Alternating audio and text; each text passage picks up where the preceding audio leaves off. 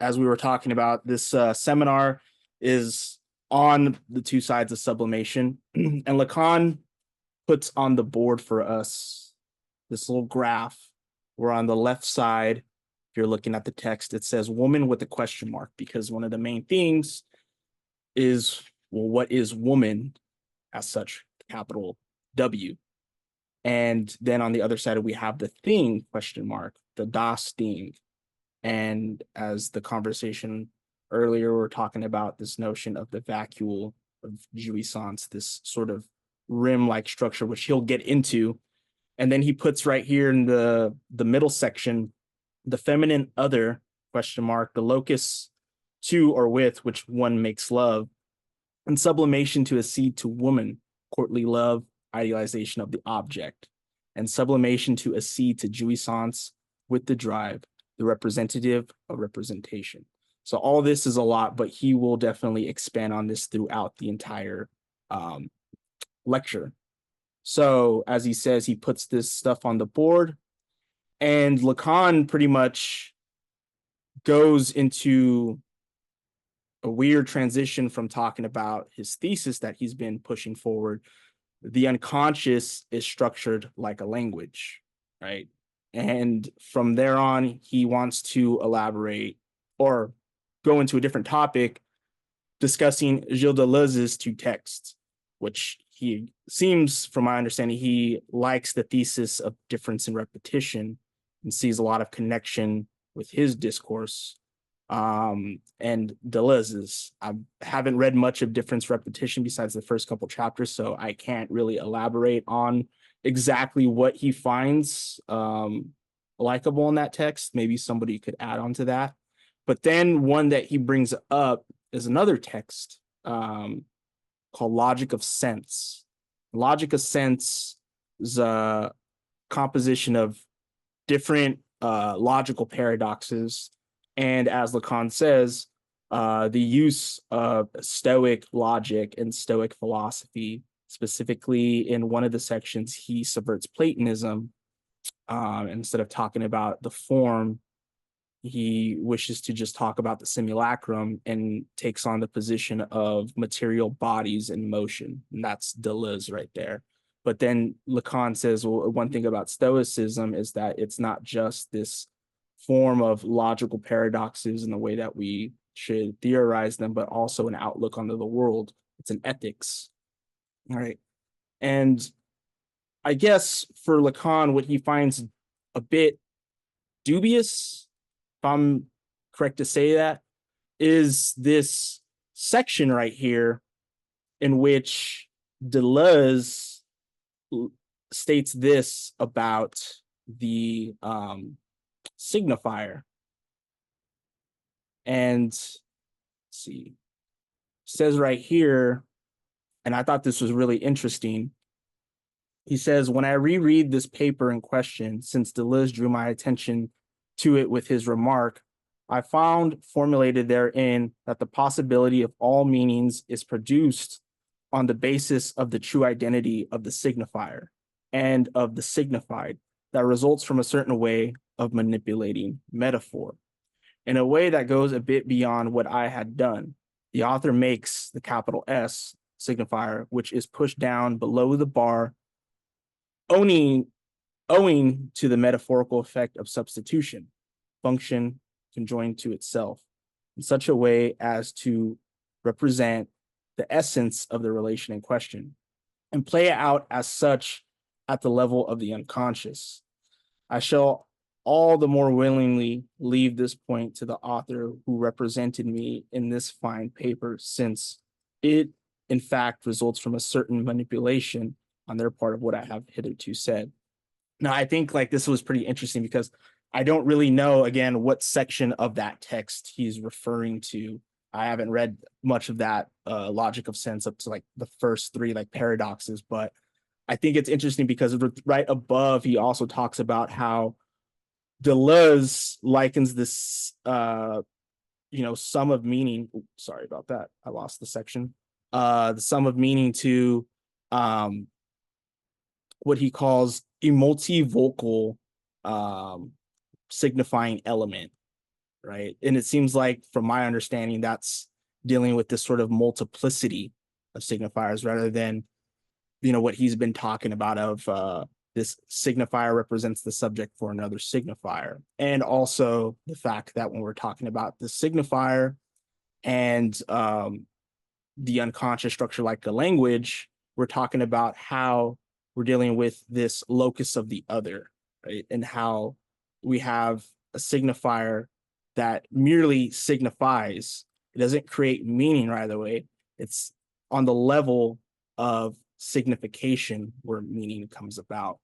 If I'm correct to say, it feels like what Deleuze is interpreting is that there's a sort of, I think he thinks that Lacan is using this signifier as the signifier and signified in the Saussurian sense, rather than focusing on the signifier and the way it represents the subject.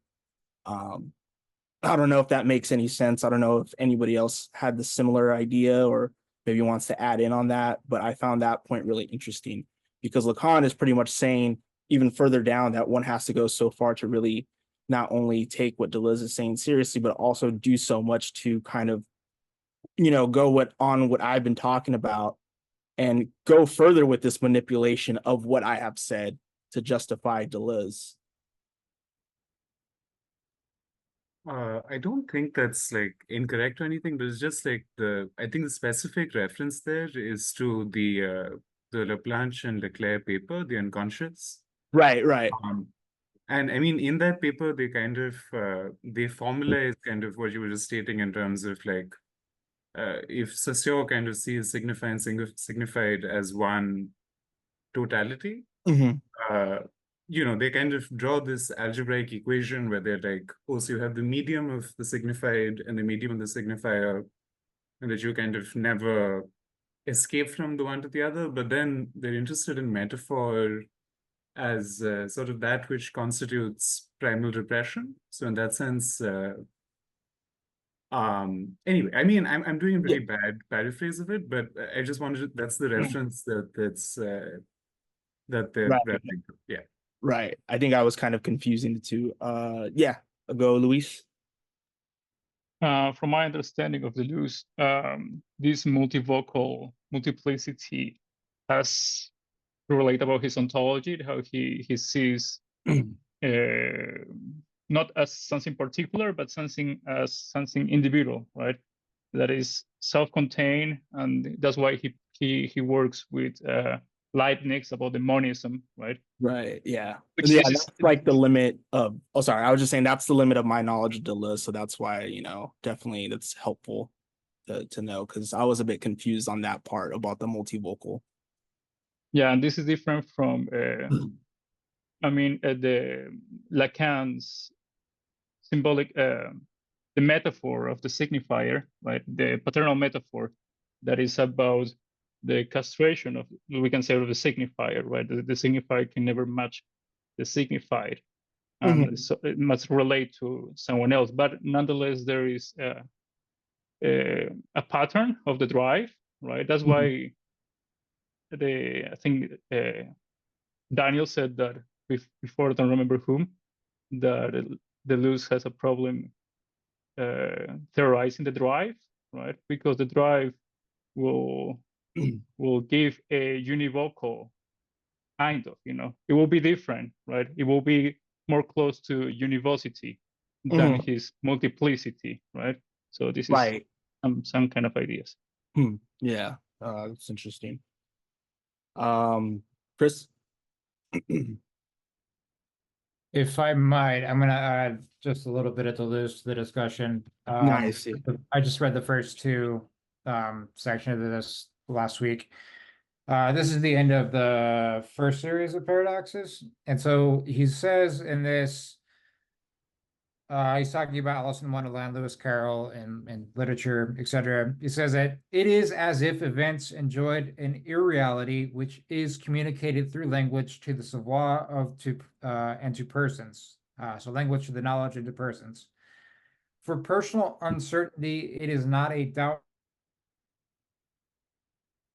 of itself, insofar as it moves in two directions at once. and insofar as it fragments the subject following this double direction.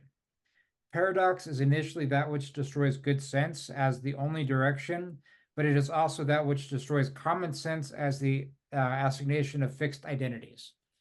Why read this? What's the takeaway from reading Deleuze here in a Lacanian context? It's one, the emphasis on language, events for Deleuze, subject for Deleuze, and all these kinds of things that for me aren't fleshed out yet. I've read the Aaron Schuster book, Trouble with Pleasure, which is a really good take on Deleuze and Lacan and psychoanalysis. But in discussion of Lacan, and it's this question of how does language operate for Deleuze, and I get the sense of Deleuze as the kind of philosopher who would want to be there to watch, his big thing is creation of concepts, but it's this sort of like witness to that creation. So it's this originality of being able to look at a concept developed for the first time and then name it in language, that sort of excites Deleuze. And the question then is, how does that play out for psychoanalysis? Is that even possible? Because we obviously know that speech and language are very problematic concepts to work through in psychoanalysis. And so I don't know. I'd ask Deleuzian, like, where do you go with language then? Right. And because for that passage that you're reading, he's like talking about like not only the eradication of common sense, but also disrupts good sense. And I think like for psychoanalysis, as an analyst who listens to a patient free associate, I don't think either good sense or common sense are really something that are focal points for psychoanalysis, because the signifier as a symptom, when it comes up and erupts, let's use early Lacanian terms, full empty speech because of full speech. It's not like this symptom has any sort of creation of a concept, nor does it have any sort of signified meaning to it. It's rather only something that you could retroactively account for after the fact. I mean, if you look at, like, for instance, this is always my common example of Serge Leclerc on psychoanalyzing. He has that essay on the dream of his patient. It's like the dream of the unicorn. But ultimately, to cut a long story short, there's a signifier that comes up that is the sort of signifier that represents the subject, and it's called poor jelly, right? Poor jelly is a sort of signifier that's created between like a bunch of different letters, some phonemic, morphemic things that have to do with the sort of primal scene of the sort of child's love for the mother. And that doesn't have any sort of philosophical or conceptual reference point. It's only something that could emerge as a sort of truth procedure for that event. But I don't know if maybe you could make an argument that Deleuze would say the same thing. I don't know. It's also interesting where Lacan goes with absence, right? Absence, so yeah. It's not just sense and nonsense, but Lacan goes with absence. Right. I think it's sense that's kind of held in advance to, as you were pointing out, retroactively being worked out through analytic work. Right. Yeah. And it's not to say that there isn't, any meaning at all that you drive. It's the fact that it doesn't come with meaning, right, at its disposal. This is signifier. It's the other that kind of brings out those deceiving signifiers that says that I'm not it. I'm not the symptom. I'm not the unconscious, right? It's a sort of temporal rupture or fissure.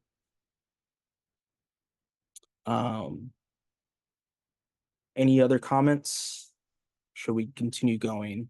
Are we good on the Deleuze portion? I think one other thing to add is that, especially in Anti-Oedipus, Deleuze makes it clear that his notion of desire and production, is not based on lack. And right. This is a cut. This is a clear cut that differentiates the two of them. Yeah. Yeah, for Lacan, yeah. I mean, in the Freudian unconsciousness, we get in this chapter, we'll talk about, castration and sexuality. But it's like for Deleuze, there's this production and anti-production, right? Because he says, or him and Guattari say that the unconscious is not, a theater, but a factory. And so you have this process of production and anti-production coupling. As somebody who works in theater, I can't tell you how wrong that is. Every theater is a production. Yeah. So. Right. What's really interesting here is thinking about the French Revolution and the moment at which the guillotine, it turns into like a machine of production almost. It rather than being, I mean, of course there was like, it was a great terror, but something that that strikes me as peculiar about it was the way it kind of nullified death by I suppose rendering its I suppose rendering the theater of its enactment sort of like nullifying the very political subjectivity which was at stake in it in the first place.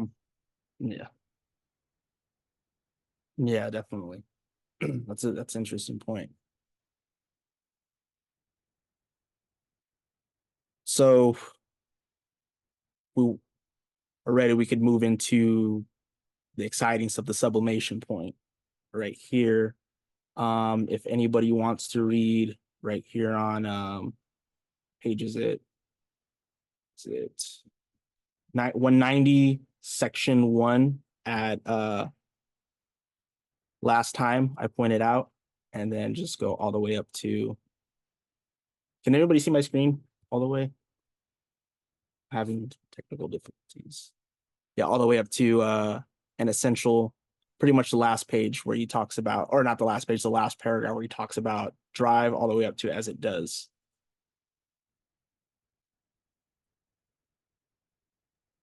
I mean, I can volunteer if no one else is. Okay. Last time I pointed out and highlighted two things about sublimation. In Freud's work, there are, of course, many passages we could cite, but one that is of critical importance is found in On Narcissism, an introduction.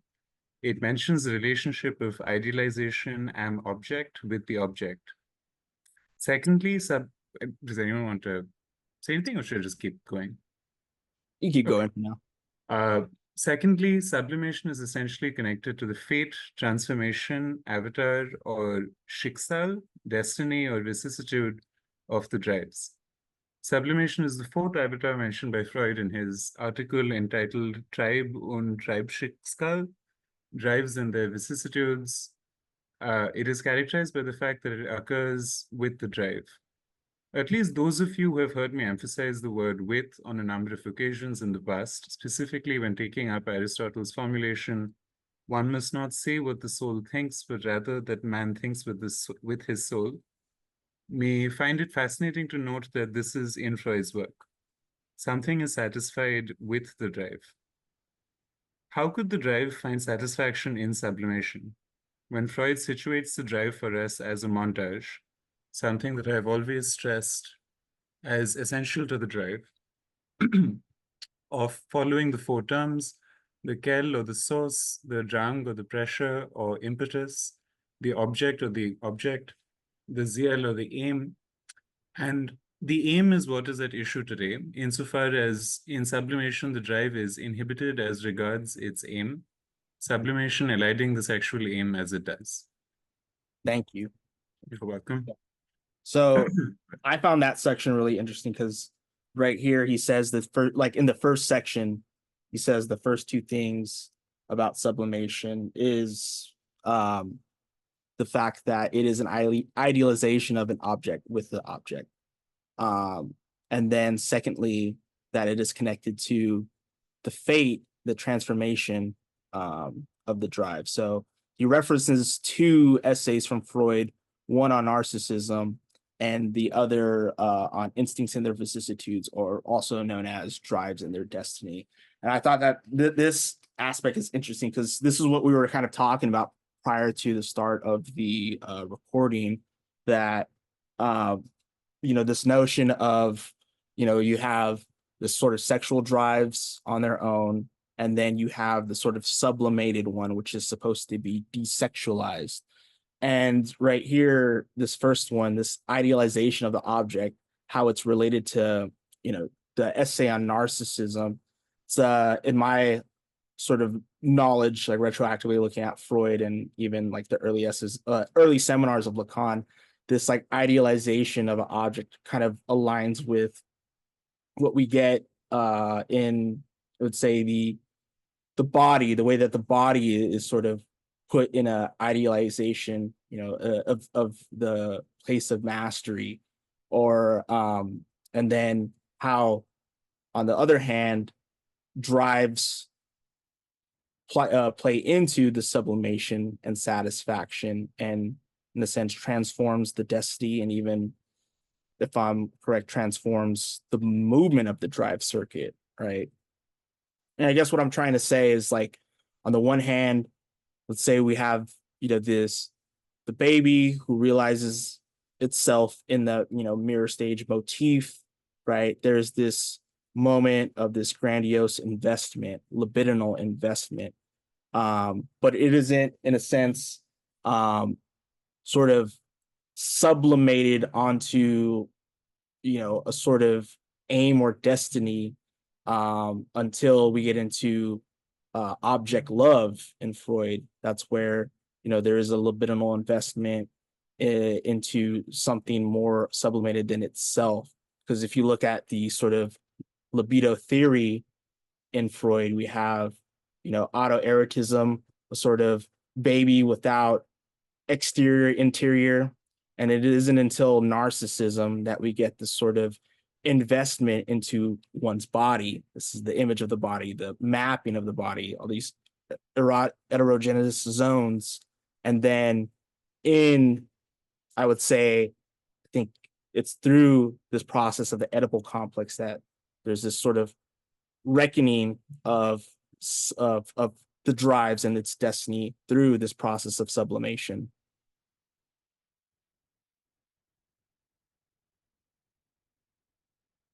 Yes, Luis. I think it's crucial to add, sometimes one gets confused. I'm saying that any of us, but it's important that on the first stages, that even Freud talks about the oral anal stages. We have, in the oral stage, we have the breast, right? So we might think that the breast is the object of the mother, right? That is lost. But actually, for Lacan, the breast belongs to the baby, and the breast is lost from the baby, right? So it's never an object that is outside, but already is an object that within inside will lose, right? And the same from the anal stage, is the feces is something that the baby has, right? On the contrary, the baby has and then releases. So I think it's crucial to underline that the object is lost, right? The sublimated object becomes sublimated after it is posited as a lost, right? Yeah.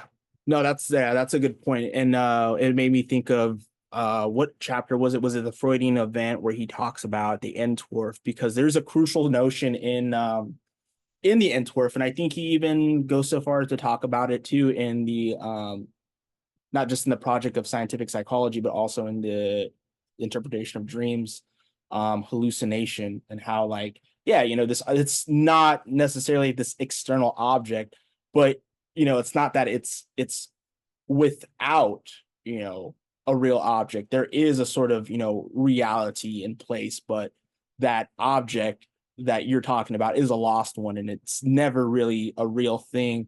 You could say it's more like it's a sort of hallucinatory object in the baby, and as he describes in the Entwurf, the breast sort of becomes hallucinatory for the child's needs, which are imposed on by demands, and over time they definitely take on forms of signification or signifying, but in the child's like early years prior to this sort of imposition of what Freud will call negation of judgment of existence and attribution of what is pleasurable and what is painful or unpleasurable, there is this sort of this momentary hallucination of this object of satisfaction.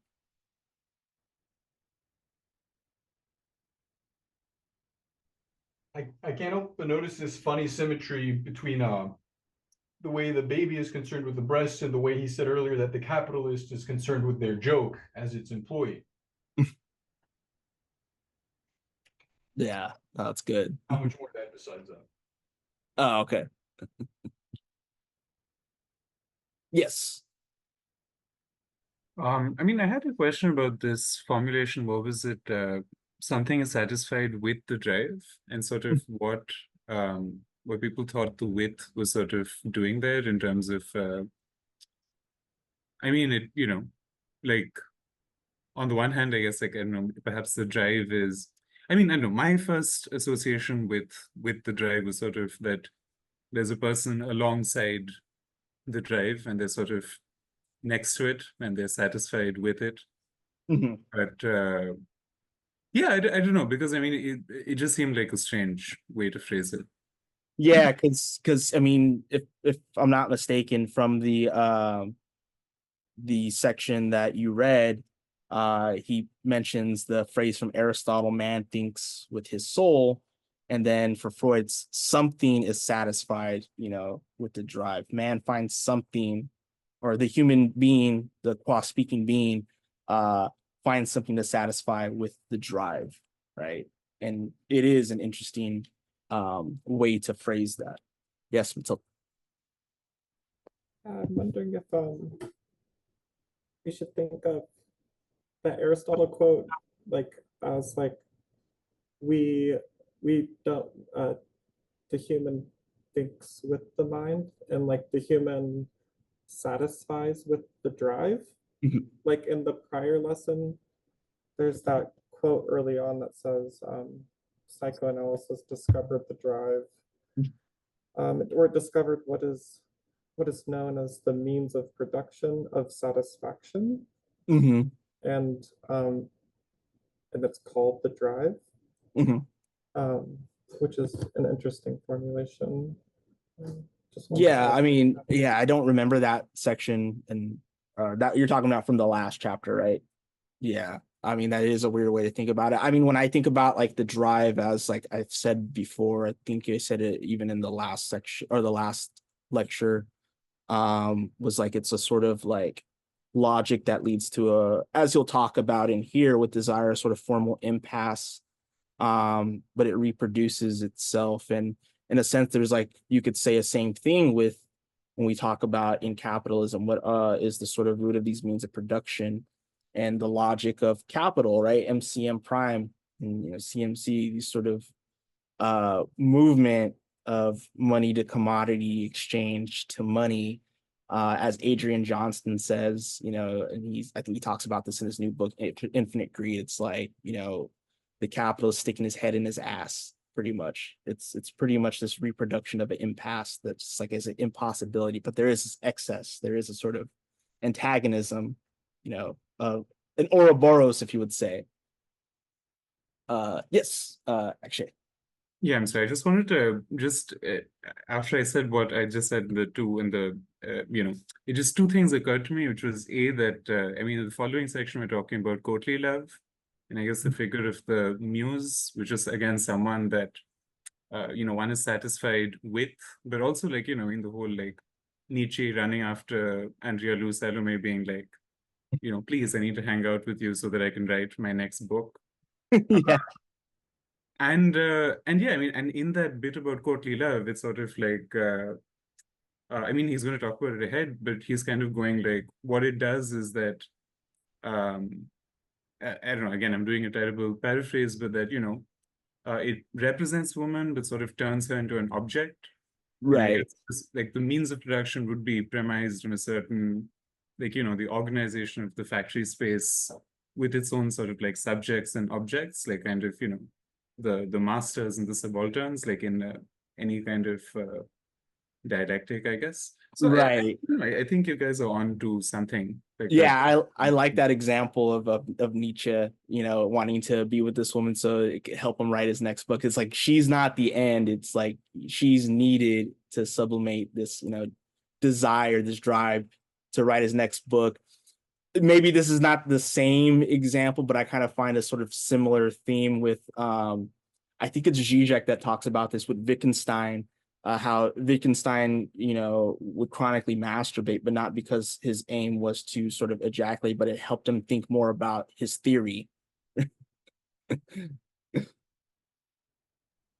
I was just going to add that there does, in these examples, sound to be like a social value in the sublimation. It seems like there's like a production of satisfaction, but also somehow a social value produced, perhaps. Right, and this is, I guess, what the ending of the section that actually read was what I guess Lacan is getting at, which I mentioned to Daniel when he was in the chat, that I had a long discussion with Paris Levitas, who was in our group for one of the early lectures on this chapter. I was asking him about the central points about this chapter, and says that it's a revision. We can think of it as a revision of what he talked about in Seminar 7. And I'm not as familiar with that one. But from my understanding, I think from what his agreement was on my speculation, that it seems like when he talks about sublimation and courtly love in Seminar 7, it's not that that's what he's aiming at, no pun intended, but it seems like what we get in this outline of sublimation is sublimation and the object. But here, as he says, we're focused on this problem of sublimation and aim. And it makes me think about what he talks about in the deconstruction of the drive in Seminar 11, when he talks about this antinomy of satisfaction and sublimation. And therefore, he comes up with this statement: the moment I'm not fucking, I'm talking to you all. And yet I could get the same satisfaction talking if I were fucking. In the same way, the satisfaction I would get from the death drive undermining myself in this obsessional logic or hysteric logic, I could get free associating to my analyst. And so there is the sort of underlying problem of what is the aim and sublimation. And thinking about this idea of social value is interesting, because again, with talking with Paris, he was saying that sublimation and the way Lacan is trying to formulate it should be thought of differently from what Freudians, and maybe Freud, but Freudians have talked about socially acceptable satisfactions and social values that maintain society rather than destroy it. Like, you have these aggressive libidinal tendencies, and then you have the acceptable sublimated form, right? Instead of hurting my neighbor or something like that, I give them a nice gift or invite them to dinner, or and instead of being angry and hitting somebody, I decide to sublimate that and try MMA. I don't know, that would be like a sort of crude example. Chris. You're right. And the little sentence that sticks out is on the top of 191. The aim is what is at issue today, insofar as as in sublimation, the drive is inhibited as regards its aim, sublimation alighting the sexual aim as it does. As you've kind of already pointed this out, drives themselves aren't just sort of biological facts per se. Like, yes, our bodies do things, but the actual demand society imposes on us, or as parents do with children, right? It's not that children get hungry, it's that they're fed when they cry. And then that cry becomes retroactively constructed as, oh, you must want food, so I'm going to feed you, because the child at the early stage can't communicate, right? They're pre-linguistic, they're outside of language. It's through that process of creating drives in that sense. But then the question becomes, why do we construct our civilization in such a way that we inhibit all of our drives? Right. Yeah. Formation of neurosis. Right. Yeah. Exactly. Yeah. Luis. Yeah, I read it more like the inhibition for satisfaction is inherent to the drive. Right? So not more like why we inhibit or drive, so more like the drive itself inhibit or aim, right? So if we think about it in the most basic level the baby wants to, I don't know, gets a level that he wants to sleep with his mother, right? If he were to realize that, he will find some inhibition, and he will, realize that that was not his aim, right? So it's more like when you gain something that you aim, you realize that that's not what you wanted, and that is the issue of the drive. That's what drive gives you. It gives you insatisfaction, and this, on the process creates sublimation into a substitution, right? Into another object that, of course, socially acceptable. It becomes, regarded as an object of value. Right? Yeah. And I mean, and like thinking about this too, it's like the four structures, right? You have its source, you have pressure or thrust, impetus, whatever term you want to use. The object, which, I think it's like you can't think about the object without its idealization. And of course, this notion of aim. But it's like when you like that example that you were giving, right? It makes me think of that. It's not just the object or an idealized object, but it's like a sort of refining, like, oh, that's not it. Like once I aim for something and I get it, it's like, wait, that wasn't it. That wasn't the satisfaction, that I had long ago. I have to refine the object. It's the sort of Fort Da thing, the, tossing the thing, looking for it, bringing it back, and realizing that that's not it. And then I toss it out again to continue the sort of presence and absence oscillation. Yeah, and also what is crucial about humans, and that we have history, right? It's not that just we move from one object to another, but we move from an object to another, not knowing that we already get one object, right? And then we're moving to another object with a history, right? Right. Yeah. This is what psychotics don't have. Psychotics got this history. Right. And that's like as early on as like when Lacan talks about the signifier in Seminar 3, he talks about not only the synchrony, but like diachrony, this sort of way that this discourse or the signifier itself transforms over time. And, at least like me, the work that I'm doing, I'm still situated in the early seminars. And so like when I think about, the drive and this refining of the object, its relationship to libido, as Lacan will talk about, and he even mentions it early on in the seminar with energetics, the hydroelectric power plant. We pretty much, this theory of drive is sort of retroactively constructed based upon a theory of energetics, a sort of a constancy. This theory of constancy that's in energetics, we only get from retroactive to the formulas that are posited on. So with the signifier, we only could retroactively think about this drive and its aim and satisfaction, with the object.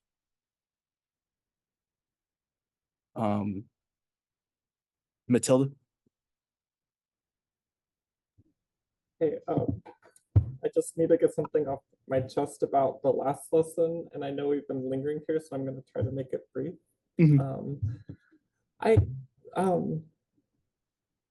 He brings up sublimation in such an interesting way in the last lesson. He brings up that whole thing about the means of production of satisfaction, and then he says something about how consciousness is duped or exploited. It doesn't know what purpose it serves. And then it goes into this this question about exploitation, like maybe psychoanalysis can help us corroborate the theory of social exploitation. And then he says, however, the exploiter is less easy to grasp, and and so is the mode of revolution. Perhaps it's a conning or dupery that benefits no one, at least on the face of it. And he says, does this imply that the knowledge of analytic experience is knowledge that prevents us from being duped by the most popular strains? Like maybe this is what psychoanalysis should provide in some respect. And he says, with regard to this question, most psychoanalysts have in fact remained on the fence about what to do. And when he, at the very end of that lesson, he says, sublimation is the point where Freud himself indicated what is earlier called the stopping of psychoanalysts at the fence. Which I found to be, it connects it to this idea of the social context and exploitation, and whether or not psychoanalysis has something to say about a knowledge that might prevent dupery or exploitation. And I just wanted to connect those dots and leave it at that. Yeah, no, that's an interesting passage. And I mean, thinking about that, I mean, psychoanalysis in the social context and, relation to capitalism, the class struggle, and, the Marxist analysis, it's like the psychoanalyst, in my opinion, isn't going to be forever. The psychoanalyst emerges as a sort of symptom from, what Lacan will call the subject of science. And I think, maybe, go out on the limb, it's in the same way that, Marx and Marx's analysis of capitalism comes out like in the foreground as a sort of symptom of what's happening, the exploited worker, right, in the proletariat, in this sort of logic of capital, in a sense. To go back to that quote, if I'm understanding what you're reading, it's like the psychoanalyst remains on the fence because it's like there's only so far, like there's only so much that the analyst can do, in my opinion, with the patient, and once they have sublimated that drive to be able to satisfy it without undermining themselves and having resorting to the compulsion to repeat, maybe they look at their enjoyment in relation to suffering from a different context, sort of maybe social or political one. Psychoanalyst isn't meant to prescribe political or social theory, but it can give a great contextual analysis. But I think even Lacan says this in television about like psychoanalysts like needing not to prescribe a sort of theory of social or revolutionary events.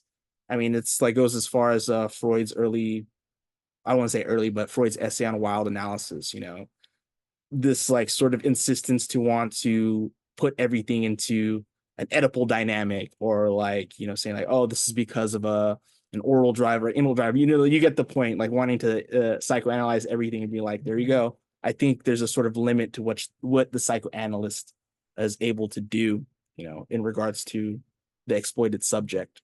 Insofar as the exploited subject or the exploited worker is also an analysand, undergoing treatment. Connor? Yeah, I just wanted to add on to something that Matilda was saying, because talking about this problem of like, this is where psychoanalysts like stop at the fence, I think is a really like interesting way of putting it.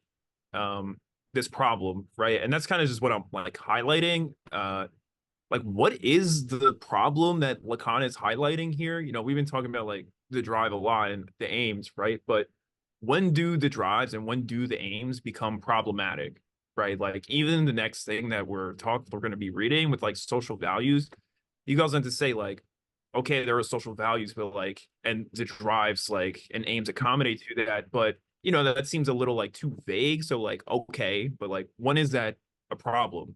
I would even go so far as to say that it seems as though there's a lot of people that accommodate their drives and aims to social values and don't have many problems, right? Yeah. So what exactly is like, how's Lacan framing this problem? Just trying to like in the reading, No, yeah, that's a good question, because it does seem a little, to me, it was a little vague. But I mean, what I was saying, to Matilda was just my sort of, spitballing of like what the analyst on the fence is, but like really thinking about this relationship between drive and aim and its sublimation. It's like, how much does it go where it goes like astray, especially like in the capitalist logic of like, it's not only that we aim at an object, but it also transforms, the fate, of the drive. And we could see like in many things from not only the exploited worker and, surplus value being extracted, but also things like imperialism, genocide, things like that when you look at the drive of capital, right? And the fact that there is a sort of sublimated aim in the capitalist logic. But how that would put the analyst on the fence is, yeah, I mean, it's something that, I'm a little scratching my head about too. And I think what I was trying to get at is like, well, I think analysts, are put on the fence with that because, is it just helping the individual subject one by one, even though Lacan says, there is a singularity to each in one of us. We have a singular truth to our unconscious, but the fact is that we're also in a sort of symbolic network with others and the other. So yeah, I think, I don't know. It's just, it is something that, I'll admit, like, I'm pretty much like unaware or like unable to answer succinctly. I think it just puts this question of what can an analyst do, in the social setting. I don't know if that answers your question, Connor. No, that's helpful, but I'm just like I'm just more like just trying to like keep this like problem in mind, like as we continue, No, yeah, it's good. It's good to point out. Matilda?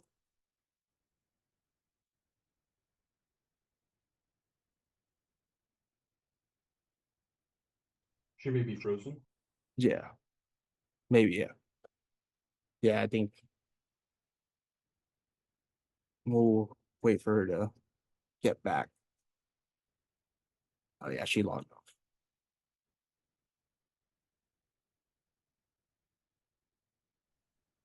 But does anybody else have any comments on that? See, people are putting stuff in the chat. I did have. Oh, there. Can you hear me? Yeah. That whole part on sublimation, I mean, it could be related to like the idea of like 1968 and Marcuse and like desublimation as like the answer of like, like a return. I don't know a ton about this stuff, but I've been hearing about like a return to polymorphic perversity as like something revolutionary. Like maybe the sitting on the fence is like a question of like, is desublimation a good thing or a bad thing? Like maybe that's what it's related to, perhaps. Yeah, that's a good point. But then like, isn't the critique from a Marxist perspective that like something like that is more countercultural than it is revolutionary with the desublimation, and not even just in Marcuse, but like D and G kind of take a similar approach about this return to polymorphous perversity, if that's what ties in with desublimation?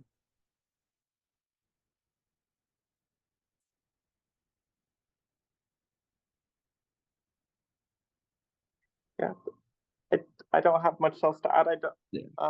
It sounds possible. Yeah. It doesn't sound very Marxist or whatever. So then if nobody has any further comments, we can keep going down this page, because right here he gets into biology and he mentions this French biologist, Francois Jacob, who I looked up the other night. It's kind of cool that he was in the military and then studied biology and DNA. And this right here, he gets into like, I guess his whole point is that while like, there is this sort of discovery that Francois Jacob makes with, his experiments and adding to, biology and the theory of sexual reproduction of cells, we shouldn't confuse that with what he's talking about, that the copulation of two parties to create a third, or again, if I'm reading this right, the cell reproducing itself sexually is not the same as sexuality and psychoanalysis inquiry of that. The fact that two biological organisms copulating is not a sexual relation. It doesn't constitute what Lacan is called the non-rapport. That's not what he's getting at. That this non-rapport thing is a more logical and formal impasse that he'll get, start to add on to as we get into this chapter. Christopher? So something you just said I want to maybe think about differently is that you said it doesn't constitute the sexual relationship, and the end of the last chapter we had a discussion on this in the Discord that actually that is the sexual relationship. Bees in a hive, this is what Lacan refers to, or any type of ants, or just the animal kingdom in general, sans humans. And this is where we had a fun discussion on the non-presence of the signifier versus the absence of the signifier. Animals are in the non-presence of the signifier. I mean, it was never instituted for them to be given language to tell them how to have sex, how to do it, how to reproduce, right? They do it on instinct. That is the sexual relationship. So when Lacan says there is no such thing as a sexual relationship, humans are outside of that paradigm. Okay, yeah. Animal kingdom.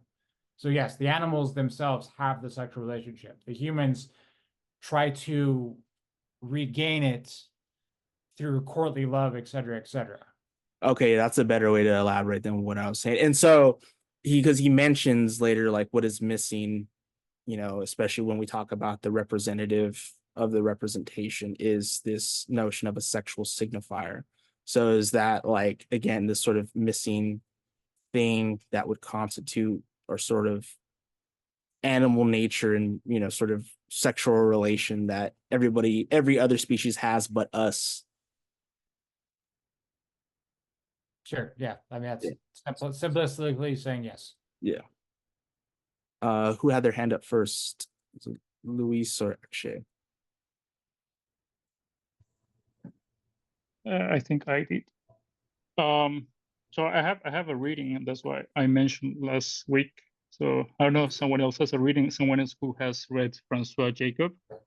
But I was reading it as because he's making, then in the next paragraph, he's referring to why there is no third sex, right? Right, yeah. And I was reading it as he claiming that, and we claim that before copulation, there were sexes, right? And on the contrary, he's claiming that no, bacteria or any organism had to copulate first, and then a sex was assigned, right? So I was reading also in hand with how he thinks that the sex is assigned to the subject after castration, right? After the oedipal stage, right? So I think I was also reading as saying that organisms after copulation, many copulation, sex was created, right? So there was no sex prior to this copulation. Therefore, there was no sexual relationship. We can come back, right? This is my reading. I don't know if someone else knows and had a different reading. Right. Well, yeah, because like as you were saying, he talks about right here on the end of this page about like what is this third sex, and what does he say right here about something about another chromosome. But I mean, I've never thought of it like that about there's no sexual relation prior to the animals copulating. But for us, I mean, he does say that there's this, for Freud, when we look at the sexual logic, we shouldn't think about it in this binary term, but there's this one concept that is, the proponent of sexuality in human nature, and it is this lack, and it's castration. Chris? Yeah, if you don't mind, I'm actually just going to read the bottom paragraph here in 191. We shouldn't, for example, confuse the status of relationships, this being taken in the logical sense. So for formal logic, you can represent a relationship by saying X, R, Y, right? Small X has a relationship to Y, and that's just the most basic way to symbolize that and formalize it. So male has a relationship to female, or whatever you want to put it as. So this being taken as a logical sense again, here we should also understand that, going back to our questions of Deleuze, logical sense and reference from Frege. with the relations that establish the conjoint function of the two sexes. It seems self-evident that there are only two, but why wouldn't there be three or more sexes? I am in no wise alluding here to the rollicking uses that have been made of the term the third sex. For example, a book that is especially remarkable, I might add, is an aside, for the irresponsibility it evinces. Biologically speaking, why wouldn't there in fact be three? So the question, of course, is why does the logical relationship, right, strictly on the formal level, suggest there's a male to female relationship, but then Right. biologically speaking, we're not seeing how that formalizes one-to-one. Right. Yeah. And it makes me think of how if you read the Knot too, how Chiesa talks about this sort of impossibility of a relation formally with the speaking being. And it's like for the biologist, they would fall into this trap of saying, well, yeah, you know, we have man and woman, so XX chromosome is to XY chromosome as XY is to XX. But he's like saying, no, this is not like, this is exactly what Lacan is trying to say is impossible. And so this is the whole point of castration, is that, you know, gives us a sexuality, but also, you know, gives us the non-rapport that man, if they, you know, could only relate to woman, not directly, but on the medium of the phallic function, which is the background for defining men, in the same way as woman can only relate to the phallus in a certain way and not man, right?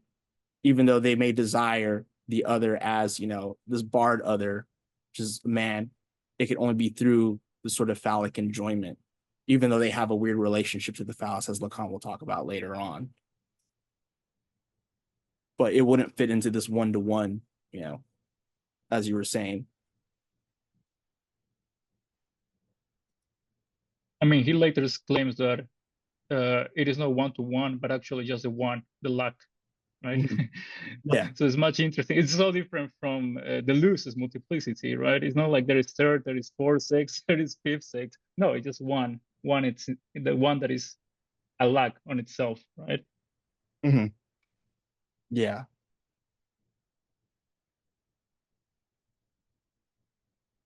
Okay. If nobody has anything to continue to add, we could keep going down to 192. Because as he continues to say right here, I'll read this out loud. Actually, go up a bit. He says the fact that there are two certainly constitutes one of the fundamental bases of reality, but we should note how far the logical consequences of this go. Indeed, by a curious reversal, whenever number two arises, sex appears, at least in our minds, and it slips in through the back door all the more easily because we know nothing about sex. I'm going to offhandedly mention a strange fact. There is an extra chromosome somewhere about which it is quite curious. Moreover, that one can never say in advance in which sex it will be found in a specific species. It is excessive, out of joint, and dissymmetrical. Thus, prior to stating something about sexual relationships, we would do well to pay attention to the fact that they have nothing to do with what completely replaces them, especially in psychoanalysis, namely identifications with what we call in the case male or female models. And he says in the brackets, or stereotypes or standards of types. I mean, so that makes me think maybe, you know, I mean, we talked about earlier about like, who was it that was saying that there, you know, for animals, right? There isn't sexual relation until the point of copulation. Was that Luis that said that? You know, it's that there, and Chris was saying there is a sexual relation for the animal kingdom, right? But there isn't a sexual relation for us. And we attempt to try to retain or, you know, reattain that through courtly love and all these different means of, you know, trying to, you know, aim at the other or the other's desire, right? And I think like this is exactly what psychoanalysis is looking at, not a knowledge of sexuality as we talked about in the last chapter. It's not aimed at sexual practices or how to properly touch a woman, whatever the case may be, but at this sort of formal logical thing that just because there's two people doesn't mean that there's a relationship like there is with the animal kingdom. But I don't know if anybody has anything to add about that, because the chromosome thing or the third sex kind of threw me off a bit.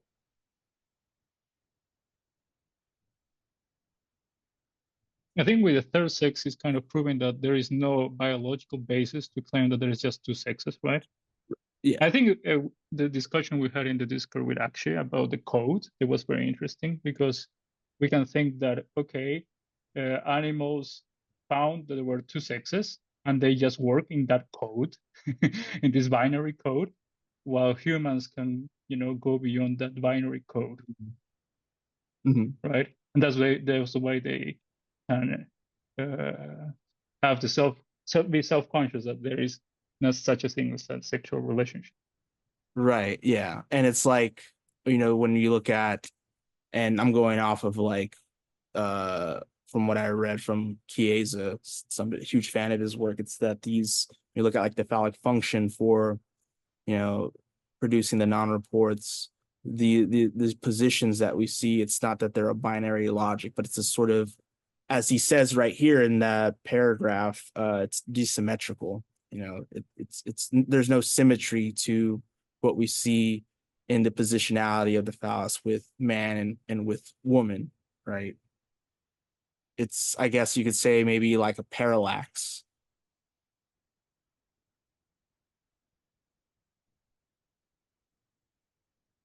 Does anybody else have anything to add to that, or to what Luis's comment was? I just continuing on here with the text, I think something that he clarifies with Freud.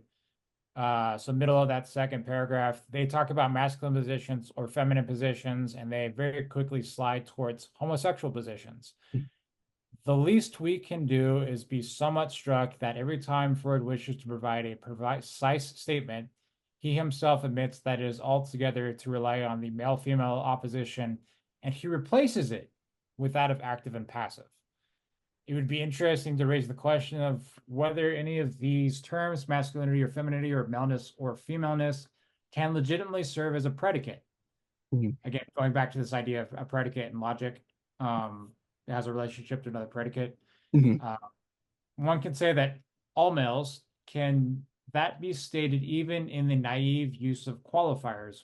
Why couldn't an Aristotelian proposition take, for example, the following form: all males in creation? The investigation would also involve that the following question: does not all non-males mean all females? This is a classic logical paradox.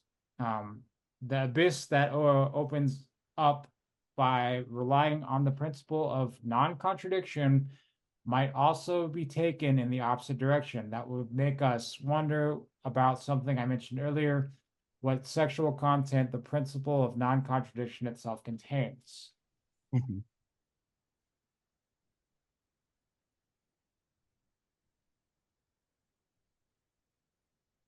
Yeah. No, that was definitely terrifying. And this is something that he's always going to elaborate on with this Aristotelian proposition, with the sexual, or this theory of sexuation, right? Concerning like all man, right? Not all, some, if I'm not mistaken, right? In regards to the difference between man and women, but this notion of woman is the mysterious thing. Action. I mean, another way of restating what Chris just read out, I guess, is like, how do you put it? In terms of non-contradiction, you would have to define man and woman or male and female as sort of differentially. Like, they're literally womanness would be not manness, but I mean, sexual non-rapport seems to suggest that that is precisely this kind of like mythological yin and yang kind of complementarity. Right. Yeah. Yeah. And that's like, I would say, I wouldn't go so far to say is that like this is something that even Freud states in, was it the first essay when he critiques complementary love with the Aristophanes myth, that we were once whole, Zeus split us, so then we search for the other one to complete us, as if there is this sort of harmony, as you pointed out, actually, the yin and yang. It's an interesting sort of parallel even with, I mean, the project of difference and repetition is also kind of like beginning with asymmetry, where it's kind of like, how do we treat things in themselves? Mhm. I don't know, I mean, and that the question of asymmetry, I think for both for Deleuze and like difference and repetition and for Lacan, I think it has something about the real, that the symbolic keeps on trying to make it sort of symmetric, but there's something that resists that that logicalness. Right. Yeah. I mean, I think this is like what he's trying to get at towards the end with this, this what he talks about, and he even says, and this is what I wrote on the board, it's this question of like the representative of the representation for woman, and this thing, this notion of like the vacuole, right, the thing, and jouissance, or what does he say specifically? Yeah, it's this question concerning woman is, it's unknown, right, because there is no representative for the representation. But then even if we find one, it could be sort of denied or negated, as he says, verneinung, just sort of negation of that. Because if I read it right, it's like, if you bring this representative in relation to this notion of the phallus, that it is inadequate. There's, woman can't be defined with the phallus in the same way that man can, or to put it succinctly, there's not the same relationship to castration, right? With man as in with women, and this question of woman becomes, something of importance to us. But it isn't to say, right, that men are from Mars and women from Venus. It's not some essentialism. It is one of asymmetry, as you were saying, Akshay. And I would even say maybe like, let's say antinomy, maybe that'd be going a bit too far. I mean, I wouldn't make it an asymmetry that you can kind of, I mean, in the sense that, like, who's to say that the difference between any two men or any two women is greater or lesser than the difference between men and women, right? Like, it's like, at some level, like the difference itself is sort of singular, like, because they are all people, right? We're all quite, like, I mean, I think the asymmetry is in that sense quite real, like in so much as we're all sort of singular existences. Mm-hmm. Yeah. Does anybody want to read this section where it says in fantasies all the way up to the upper paragraph of 193? I'll take a go. How's my mic? Good, loud and clear. Lima Charlie. All right. In fantasies that have stemmed from the improbable broaching of sexual relationships, other modes than that of yes or no come into play. Consider, for example, that of the polarity of the sexual couple, as we see it under the microscope. Once an egg has been fertilized, filaments are produced and some sort of field is established between the two nuclei, which we must conceptualize less as a field of gradations than as a field involving an increasing and decreasing bidirectionality, depending on the proximity to each of the poles.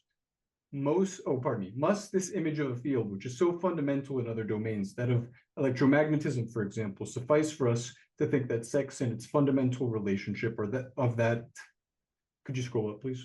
Yes. Sorry. Oh, no, sorry, on my end, I should have had the book in front of me. Are of that, a little bit higher, please? Yeah. Are of that order, namely two poles, and that some sort of spherical framework gets established between them. And again, this is regarding electromagnetism as an example. If we begin to raise this question, we realize that the foundations of this conception are perhaps not as obvious as all that. Whereas certain biological forms support such a picture, plenty of other questions can be raised.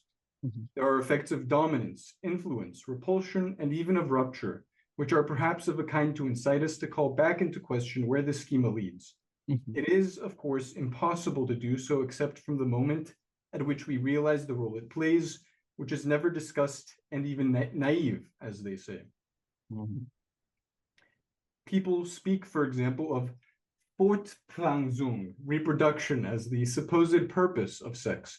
The image of sex provided is that when two people sleep together, a baby is sometimes born.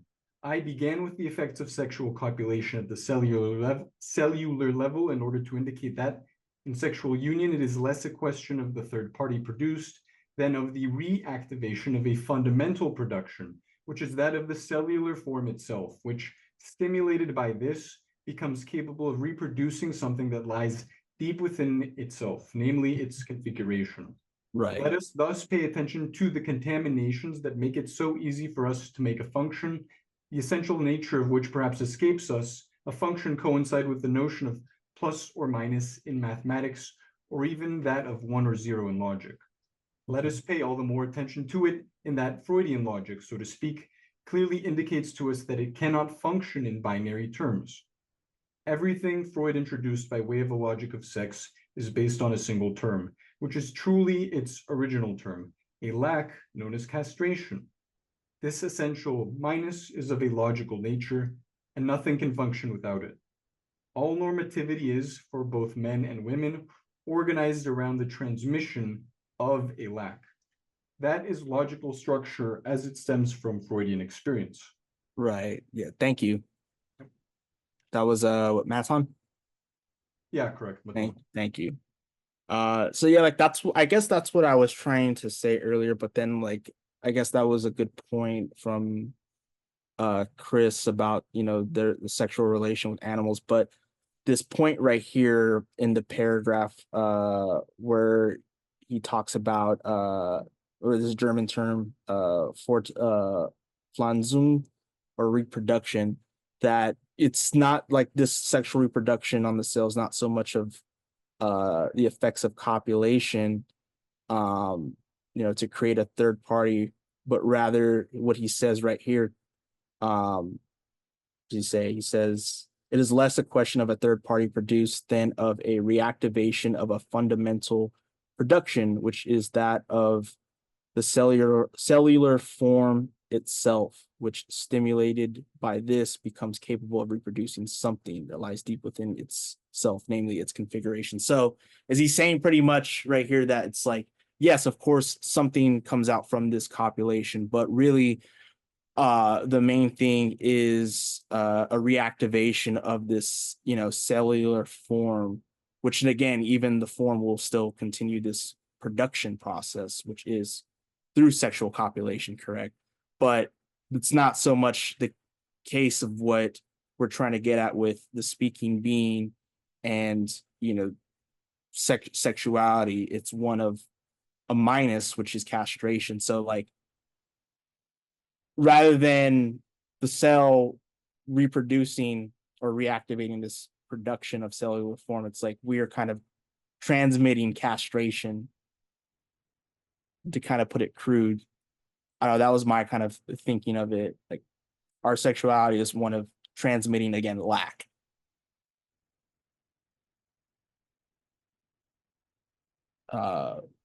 Connor, you had your hand up first. Yeah, this is a really weird passage. And I kind of just like want to see if I understand what's going on here. Because we were just talking about cellular organisms and the transmission and copulation, but he begins this in talking about fantasies. You know, so like, are we actually talking about, you know, what appears to be molecular dynamics, or is this a fantasy that's playing out? You know, that's not entirely clear to me, but regardless, there seems to be some importance of fantasy here at work. And it seems to me that the major point is this reactivation of the drive, right? That seems to be like the big point. And that seems important, especially considering that earlier we were talking about the transformation of the drives, right? So if there was earlier this transformation of the drives, there appears as though we're now talking about the possibility of reactivating drives that may have, because they've been changed, were dormant, but now can be reactivated through fantasy, right? So, yeah, I'm kind of just riffing a little bit, but what's going on here? Yeah, no, that's a good question, good speculation. Because like when you think about it, like if it is having to do with fantasy, I mean, like fantasy is supposed to be the sort of axiom, right, that like teaches us how to desire, right? But it also, in a sense, there is a sort of gap to it. There's some things that are not, you know, sort of seen in the fantasy that must be sort of reiterated constantly in the analytic session of what it is. I'm sorry. What was that? Yeah, I'm sorry. I would just be remiss if we didn't also highlight fantasy's relationship to prohibition and castration. I just wanted to add on to that. Right. Yeah, and repression too, because you know it's like what is it that's sort of, you know, being repressed, but in the fantasy kind of acted out because of this repression. Luis. I was reading this passage thinking in Lamela, you know, Lacan's idea of libido as the undead, right? Because Lacan's idea is that there is this asexual being that nonetheless reproduces itself, right? Doesn't need second one, just reproduces itself, right? So we can see this could be an example of how there could be not sexual reproduction, right? Because it's not based on sexual being, but an asexual reproduction, or you know, a reproduction of itself that is not based on sexuality, right? So, like an example of how the basic element of reproduction in the drive is not sexuality, right? Like in the case of Lamela. Yeah. Right, because it's the sort of alien thing, right, that kind of intrudes. And right, it is supposed to be, in a sense, like in its essence, asexual. But then it makes me think, I mean, is this like this whole thing about what he'll say later on in this seminar about this notion of like the thing insofar is that it isn't sexuated or sexed, you know, this thing, this das Ding remains at like the sort of outskirts of sexuality.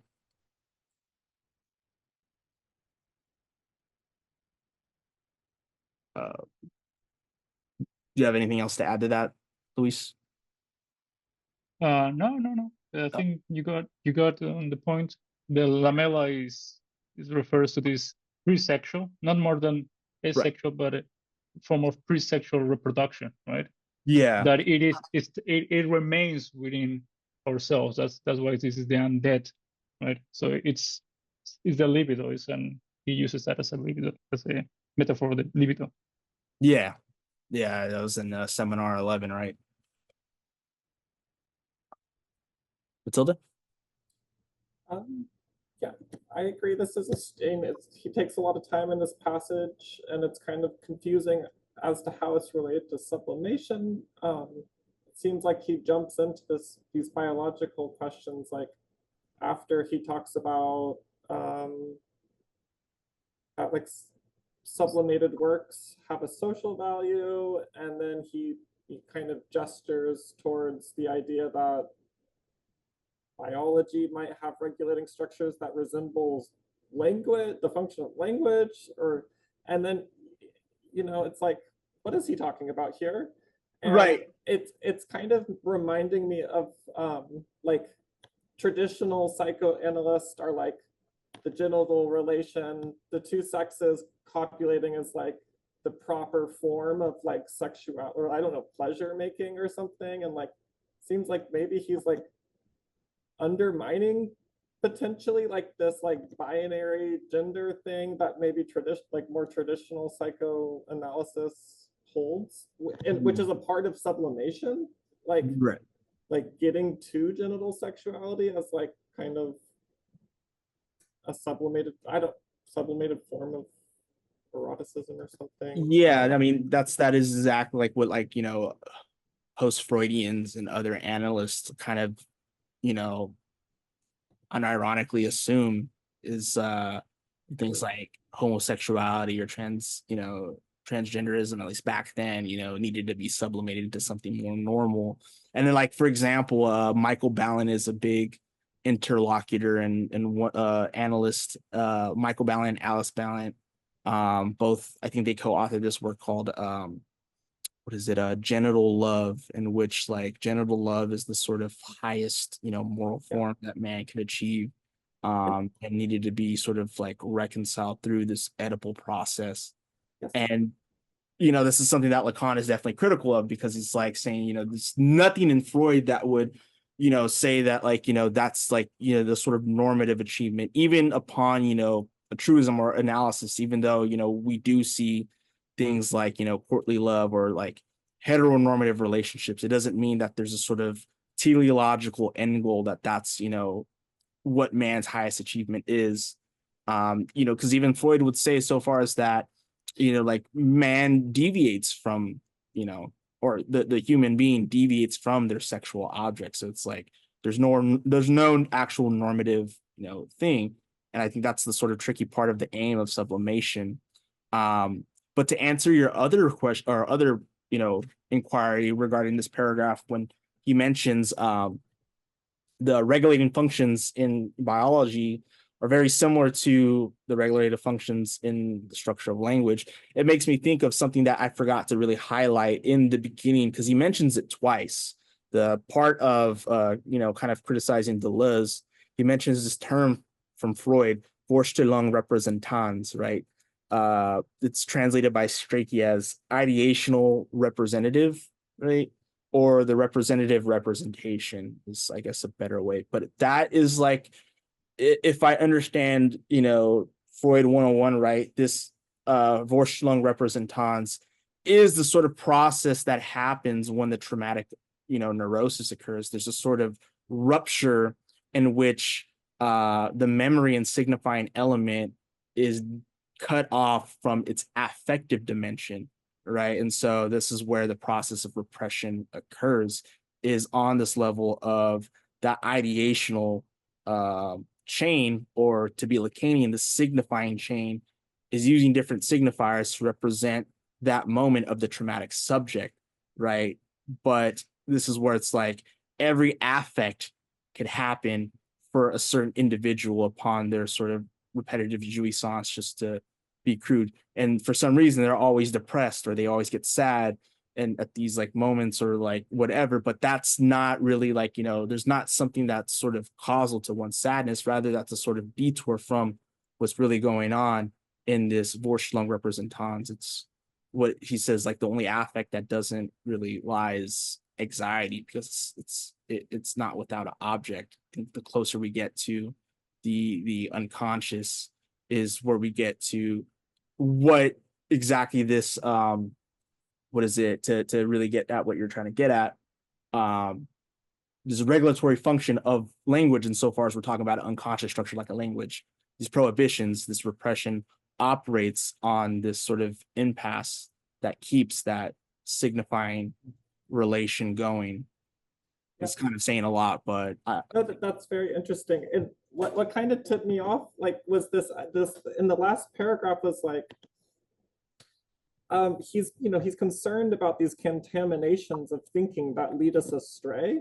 And then, like, you know, when he brings up Frege, but like the binary between truth and error and these, you know, other contaminations, and he's supposed to be providing us with like this proper Freudian logic for understanding humans, which is kind of what he alluded to in the last lesson as what he was going to provide as kind of like what psychoanalysts should provide in these situations where there is like potentially exploitation, which is, I don't know,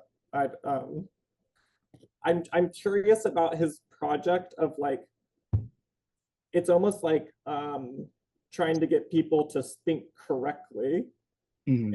It's almost like a strange enlightenment project or something. Yeah. Okay, enough of that. I'm aware right now that we're almost close to is it 8:30 Eastern time? How long do we normally go? We normally go to like around 9, I guess. So. 9. Okay, I just want to keep in mind the time. So if that's okay No, with I'll be super brief, but Yeah. it's just, I mean, I don't know if I'm being stupid, but I thought this paragraph was especially clear because kind of the configuration that's passed on, I guess, is DNA, like literally in the sense that we're not talking about offspring, but we're kind of talking about like in a Dawkins kind of the selfish gene sense almost. And in that sense, like what is passed down is normativity, which is to say the superego, like kind of Marx's sense of, you know, the traditions of their generations weigh on us like a nightmare. And that lack, you know, I mean, and I don't know, I mean, something like The Shining, right? Like of the symptom that's, there is the fantasy that is literally passed down, that is a work of culture, that is sublimated, that is, you know, Oedipus, for example, in quote unquote some civilizations, etc. So I mean, Yeah. in that sense, I think what he means by the passing down of normativity here is that. Yeah, no, that's interesting to think about. And yeah, I didn't even think about the superego, because I mean, according to Freud, is it in Civilization and Discontent, that's what is supposed to be passing down this sort of this renunciation, you know, for the sake of society, is through the history of the superego, correct? Like, or Yeah, that I mean, it is a history. the but- word in question is normativity as well, right? It's yeah, yeah. I could see that. Chris. Just to like punctuate this entire discussion, the one thing we should take away is that you can't rely on the sexual relationship as a basis to diagnose people as dysfunctional, because it doesn't exist. Yeah. Right. That's not what psychoanalysis should be focused on. Right. Yeah. Because this is this whole like sort of contradistinction between biological sexual reproduction and this notion of, you know, the non-rapport that is being investigated by psychoanalytic discourse, correct? Does anybody want to read down from section 2, I must now, all the way up to, let's see, where he says Dosting at the end on that third paragraph on 194? I can start reading. Go ahead, Chris. Go ahead. So I must now remind you of what I developed at length in the seminar that I mentioned at one of our recent meetings, entitled The Ethics of Psychoanalysis. I explained in it that the very dialectic of pleasure, which involves a level of stimulation that is both sought after and avoided, a suitable limit or threshold, implies the centrality of a zone that is, let us say, prohibited, because the pleasure would be too intense there. I designate that this centrality as the field of jouissance. Jouissance itself being defined as everything related to the distribution of pleasure in the body. It is this distribution and its internal limit that conditions what at the time, and with more words and illustrations that I can provide here, naturally I designate it as the vacuole. Mm-hmm. A prohibition at the center that constitutes, in short, what is closest to us, even as it is outside of us. One would have to use the word extimate. So that's a word he points, meaning not intimate, not internal, close to us, but extimate, something outside of ourselves, which is also close to us, to designate it. I had at this time noted in Freud's text, and I don't have it today, to remind you which ones the appearance of a term that all the more striking as it differs from the one he uses elsewhere. In his work, he uses the the word he uses is things, is chosen as Saken. Yeah. Here, however, he also uses das Ding. I won't repeat today the emphasis I placed on das Ding, as I don't have the time to do that either. I always love those little statements he makes. I'm going to bring this up, but it's a classic like Lacanian thing he does all the time. The only thing I can remind you of is that Freud introduces the term by the means of Nebenmensch, the neighbor or fellowman, the man who is closest, the man who is also very ambiguous because he doesn't know how to situate him. Who is this neighbor? Who resounds in the formulation of the scripture, love thy neighbor as thyself? Where can we find him? Where outside of the center of myself that I cannot love is that something that is closer to me? Freud characterizes it, forced as he is, in some sense, by his deductive argument, as something that is absolutely primal, something he calls a scream. It is an ejaculatory exteriority that this thing can be identified by which what is most intimate is precisely what I can recognize only outside of myself. That is why I need to not actually scream for there to be a scream.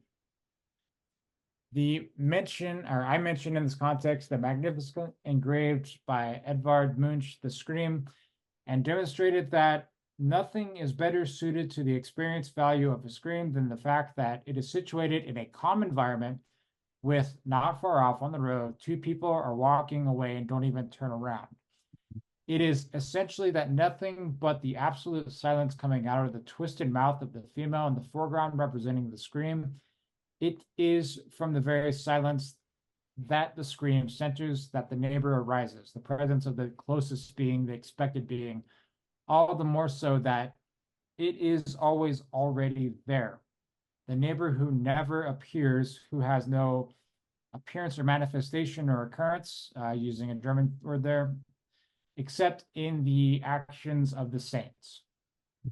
Is this neighbor that I call the other, capital O, which allows me to make the presence of a signifying articulation in the unconscious function?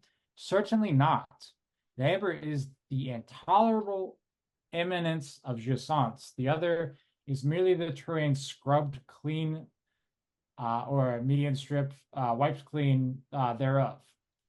Given how long I have been laying out the definition of the other for you, I can say that these things are, things quite rapidly. The capital O other is quite precisely a terrain scrubbed clean of jouissance.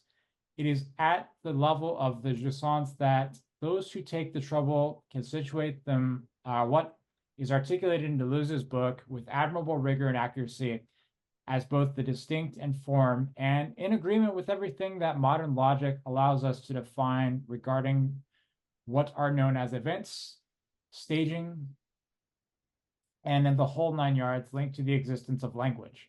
It is in the other that we find the unconscious structure like a language. Suppose we can pause there. There's a lot. Yeah, there's a lot. Yeah, thanks for reading all that. And I guess that part, his example of the painting The Scream with the other in jouissance was a bit confusing to me. Again, like the fact that one doesn't have to scream really or make a noise, but then how he articulates this other as merely a terrain scrubbed clean, right? But then he'll talk about how the other, which I think I've said before, is like where the unconscious structure like a language is located, or the unconscious structure like a language is located in the other, the big other. I don't know if you have anything to add to that, Chris. Or okay, so the question of jouissance and the neighbor, the neighbor is the intolerable immanence of jouissance. Everybody's familiar with the Freudian concept of Schadenfreude, right? Why do we take pleasure in the misfortune of others, right? When we see somebody trip on a sidewalk or something like that, right? There's a certain like, haha, yeah, what an idiot. But then the question is, there's a sort of an inverse to that, which is when we see people enjoying themselves too much, right? It gets on our nerves somehow, or at least for me. Yeah, maybe the people don't. Maybe people are more normal. I don't know. So there's this, the question of it going back to the scream. why is the painting screaming when there's no noise? How do we deduce that it's screaming? Mhm. He's making this sort of apparent thing, like the people in the painting and the world of the painting itself aren't reacting to the scream, but yet we somehow impose this idea that the figure screams. Right, it's a painting of a person screaming. Think about that, like there's no recording. Mhm. Right, there's no noise, there's no anything about that. It's literally a medium which represents something that in a term can't represent. Yet we still say that it screams. Right. Appearance of screaming. So there's that. Yeah, does that help anything? Yeah, I guess like how that had to do with jouissance, but no, that makes perfect sense. Like especially with the example of like how we gain pleasure from the misfortune of others, or how we even are disturbed that people are enjoying too much, as if like we could even say that there is an other that kind of stole our enjoyment as well. I know Zizek will kind of say the same something like love thy neighbor is also like a sort of permissive to say hate thy neighbor, right? I mean, okay, like feel free to, like, this is at least what I'm reading here, where I feel like the neighbor is real, whereas the other is sort of both symbolic and superegoic in the sense that they are the law, and in that sense, they're sort of not about enjoyment. And I think it's part of the intolerable immanence of it is like the real neighbor in the sense of like the real other person as something that is possibly exciting for all human beings, as opposed to the other to whom I'm supposed to be polite, to whom I'm supposed to I don't know, be civilized towards, right? Like in accordance with the kind of. And I mean, I think the scream kind of reference is interesting, both because I mean, it's A, that there's a scream, but B, it's that there are people nearby who just walk past. So what's recognizable about that experience is even if I was screaming really, really loudly, I can imagine an experience where people on the street, the neighbors, the real neighbors who are supposed to respond, may not. They may just walk past, right? And like that sense of it, I think is so. I don't know. I mean, I think the real neighbor here is, yeah, there's the neighbor that irritates me, but I think that irritation is already a defense formation, a reaction formation against the possibility of what is the real neighbor and what is my relation to him or her, or and I mean not to be too left-wing communism and infantile disorder about it, but I think in some sense this is also like the real neighbor is also the possibility of socialism in our lifetime, right? Mm-hmm. Yeah. That's, yeah, I could see that.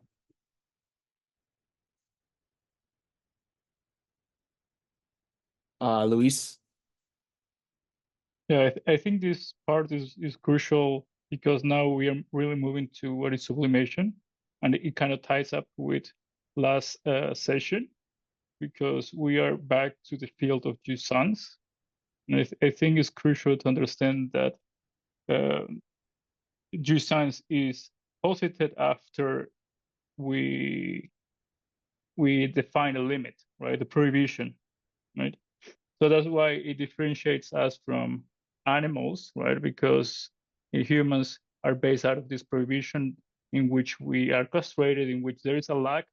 And I mean, if we go back to the Oedipal drama, it is the father that after castrating the mother is supposed to have this object, right? It's supposed to be this other that retroactively also make us desire the mother, because say, okay, the father wants the mother must have something that I must also have, and I must follow the father so I can gain language and everything, all these skills, so I can get my mother, or someone like my mother, right?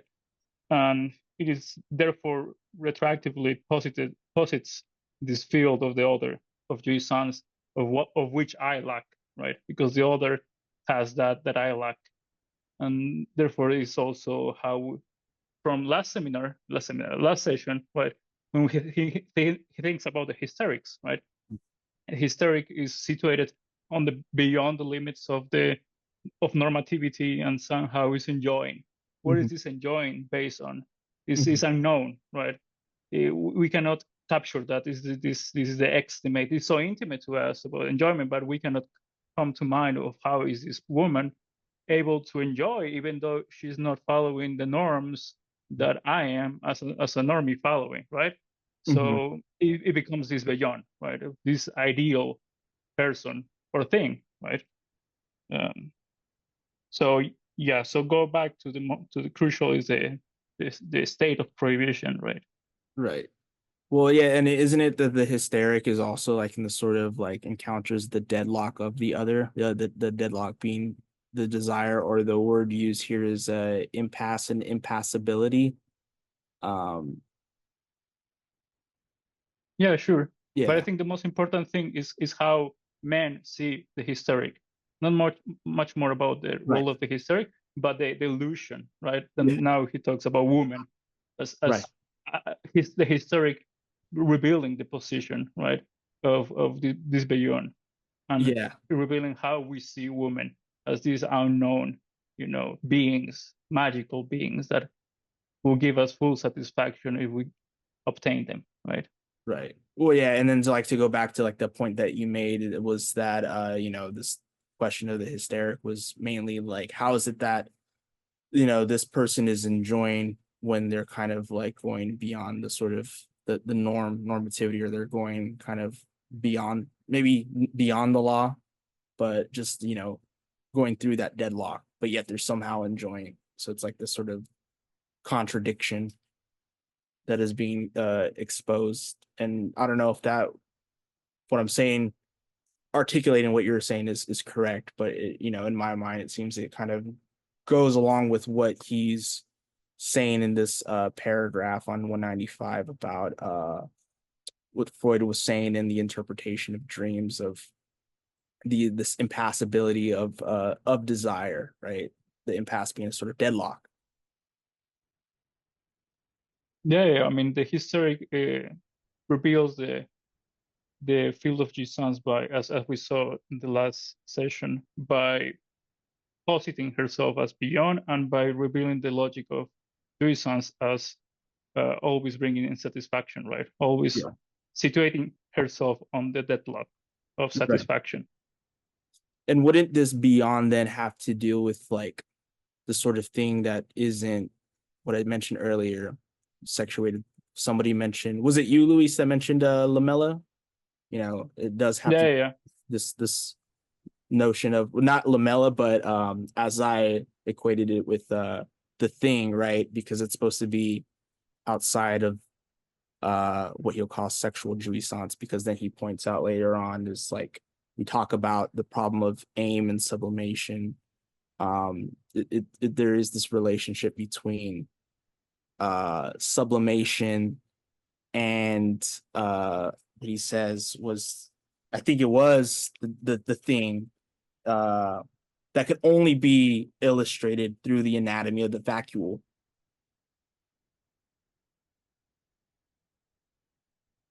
I didn't actually get the vacuole. I don't know if someone else, or maybe you, Andrew, has what he means by the vacuole. Yeah, I mean, the vacuole thing is really, I mean, it's just like a hole, right? It's a sort of, or what he says, it's a rim structure.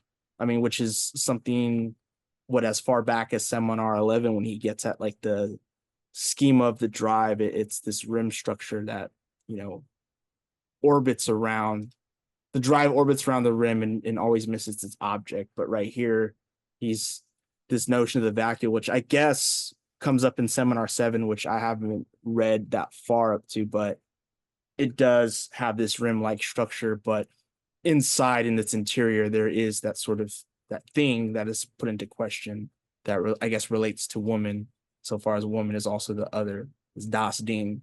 So really quickly, just to clarify what he means by vacuole, right? You said hole and then you corrected yourself and said rim. Rim, yeah. So the difference is like my mouth isn't a hole in my face, right? It leads from the outside surface to the inside. right? And so that's the sort of play he's making. There's an external, internal thing. Right. And so he's talking about this in terms of, I designate the centrality of the field of jouissance, jouissance itself being defined as everything related to the distribution of pleasure in the body.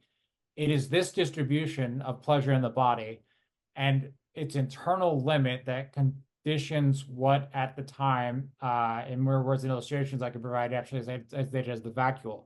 And so he goes to this later in the seminar, maybe it's this one where he talks about, no, it's a couple seminars from now.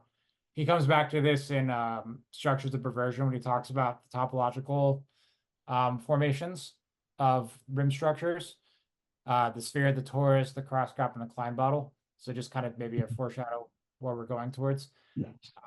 But the idea, again, it's the same thing going back to pots for Lacan, right? You create a pot out of empty space around something, right? You structure a pot. You don't just sort of like make it, well, it depends on, I guess, how you mold it in clay, but you know, if you think of a potter spinning it on a wheel, right? They take a lump of clay and then they hollow out a center of it. That structure itself, you know, creates the pot itself. Yeah.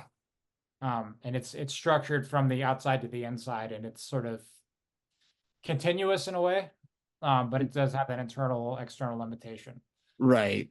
Yeah. And so the correction is that when we look at the vacuole, right, we have a rim structure, and then there is a sort of play of internal and external, right, within this topology. Right? And he's actually going to relate these to the four drives I think we've been talking about. So the oral, the anal, the scotophilic, and the sadistic mastic. Yeah. Which, you know, at the end he'll say that, which, you know, I wasn't even guessing sadomasochistic because I was assuming invocatory, right? Because I think there is that, I've heard Lacanian say of oral, anal, scopophilic, and invocatory. I thought scopophilic was always on like the level of sadomasochism, insofar as that there's a scopophilic enjoyment and perversion. But perhaps it might just be like in this seminar he makes that, at least I remember. Right, yeah. We'll note it for a future conversation, I think. Right, yeah. But no, yeah, then you're right in saying that, because that's, you know, those are rim-like structures, right? You know, the mouth, you know, there's enjoyment of cigarette smoking and stuff like that, but the enjoyment is always on the rim, but there is this interplay of, you know, the in and outer. Yeah. Yeah, to point that the scopophilic is about voyeurism and exhibitionism. Yeah.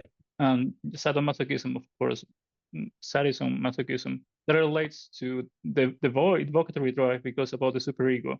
How, you know, we hear the voice and they tell us, do this stuff, and you do it, and it's unsatisfied, do more, you know, sacrifice more, right? So it's sadomasochistic. Right. No, yeah. That's thanks for the correction on that. Yeah, that's what I meant. And especially like a great example of that is like Salo.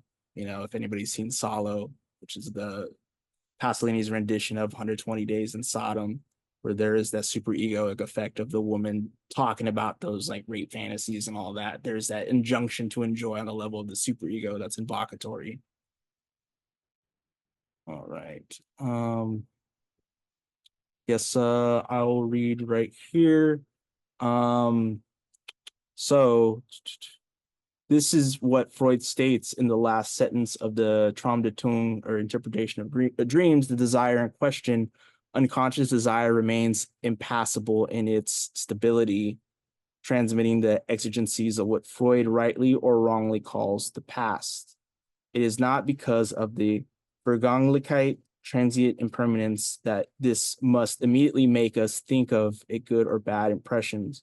The traumatic neurosis, the little child, that lasts forever in each of us, or other commonplace notions, they are certainly not serviceable, but what is essential is the permanence, constancy, and impassibility of desire, which is completely reducible to something formal.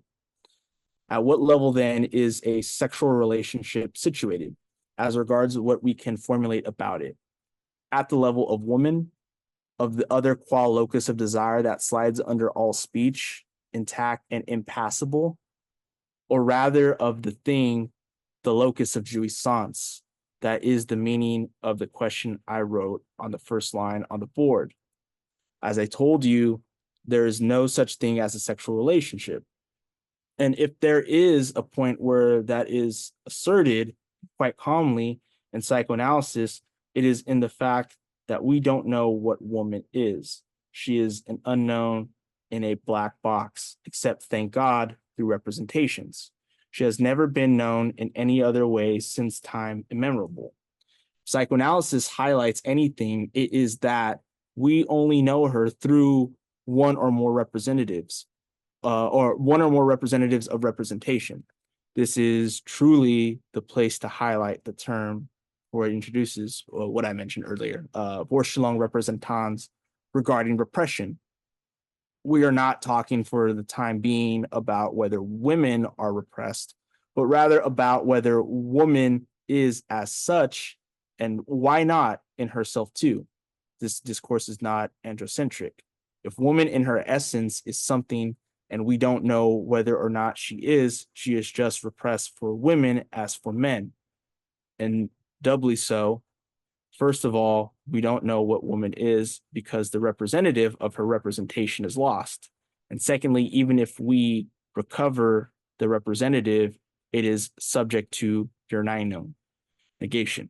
What could it be but a negation to attribute to her the characteristics of not having what is out of the question she could ever have? It is nevertheless from this angle alone that woman appears in Freud's logic, an inadequate representative next to it, the phallus, and then the denial, negation, that she has, in other words, the reaffirmation that this thing is integral to her, is perhaps her true representative, but has no relationship to her. That in of itself should give us a little lesson in logic and allow us to see that what is missing in the whole of this logic is precisely the sexual signifier. Does anybody have anything to comment on that before I keep continuing? Because that was a lot in and of itself.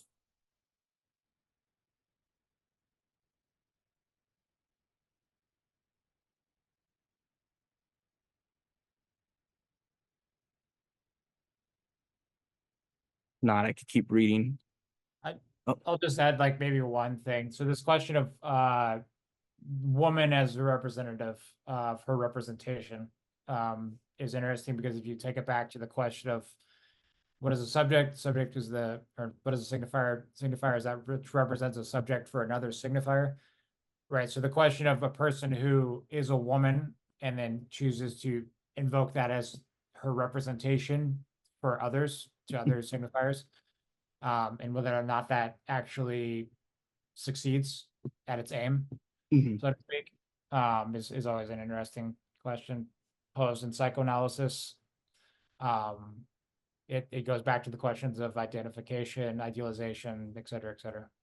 Yeah. I mean, and because like, he talks about this early on in seminar 3. And it's a good way to put it, Chris, about, we talk about the subject, the woman as a subject, what is the representative, what is a signifier, and this is what's missing. And in seminar 3, when he first introduces like the logic, of sexuation, and albeit in a sort of very crude, maybe underdeveloped form, he talks about the Oedipus complex, and you could even read this in Laplanche and Pontalis' psychoanalysis, or the language of psychoanalysis, that in the Oedipus complex there is this rivalry for men or for little boys with the father for this object of enjoyment that's supposed to be prohibited, and it leads into castration, but they're trying to avoid castration. That's the whole point of the rivalry.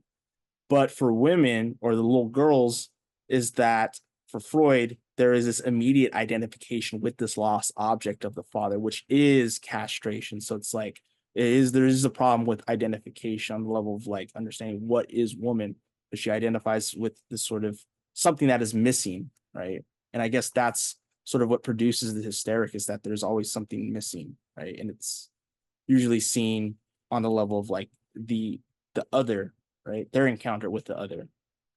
Luis? In Alenka She Pancakes, What is Sex? She makes a very interesting difference. I mean, later on in seminar 20 on sexuality, Lacan brings his formulas of sexuation, right? And Alenka says that while men question if they are really men, right? Am I man enough, right? Women question, who am I, right? And this is what Lacan always talks about. The essence of woman is a masquerade, right? It's not about they're deep inside. There is a deep woman, subject, right? But it's rather a masquerade, right? Mm-hmm. While men posit themselves up to be, a cogito behind this mask, might be, right? But nonetheless, they posit themselves as there being a subject, right? Right. Yeah. Hold on. It just really quickly, it goes back to the distinction questions. What is the question for the obsessive versus what is the question for the hysteric? Yeah. The obsessive asks, am I? The hysteric asks, am I man or woman? Yeah. Yeah. Yeah. The question of living in death, or, to be or not to be for the obsessional. Both are structured like a question, but, one is, am I a man or a woman? Or, Lacan puts it in a clinical case study of a male hysteric, am I worthy enough of reproducing in society, right? Versus the obsessional, which has to do with this question of life and death that can't be explained with the signifier. But in the same way, there is no signifier that could explain sexuality, right? If I'm, if I'm correct in saying that, this is this investigation of like this missing sexual signifier that poses the problem of sexuality for human being, the cross-speaking being. We're almost close to 9. Is there anything we want to continue going? Because we're close to the end of this chapter and we kind of already made a dent, but still, I think the question is, what does this have to do? The sublimation, which was the main point in regards to aim, have to do with the non-rapport, right? And this question of the field of the other and other while woman, right?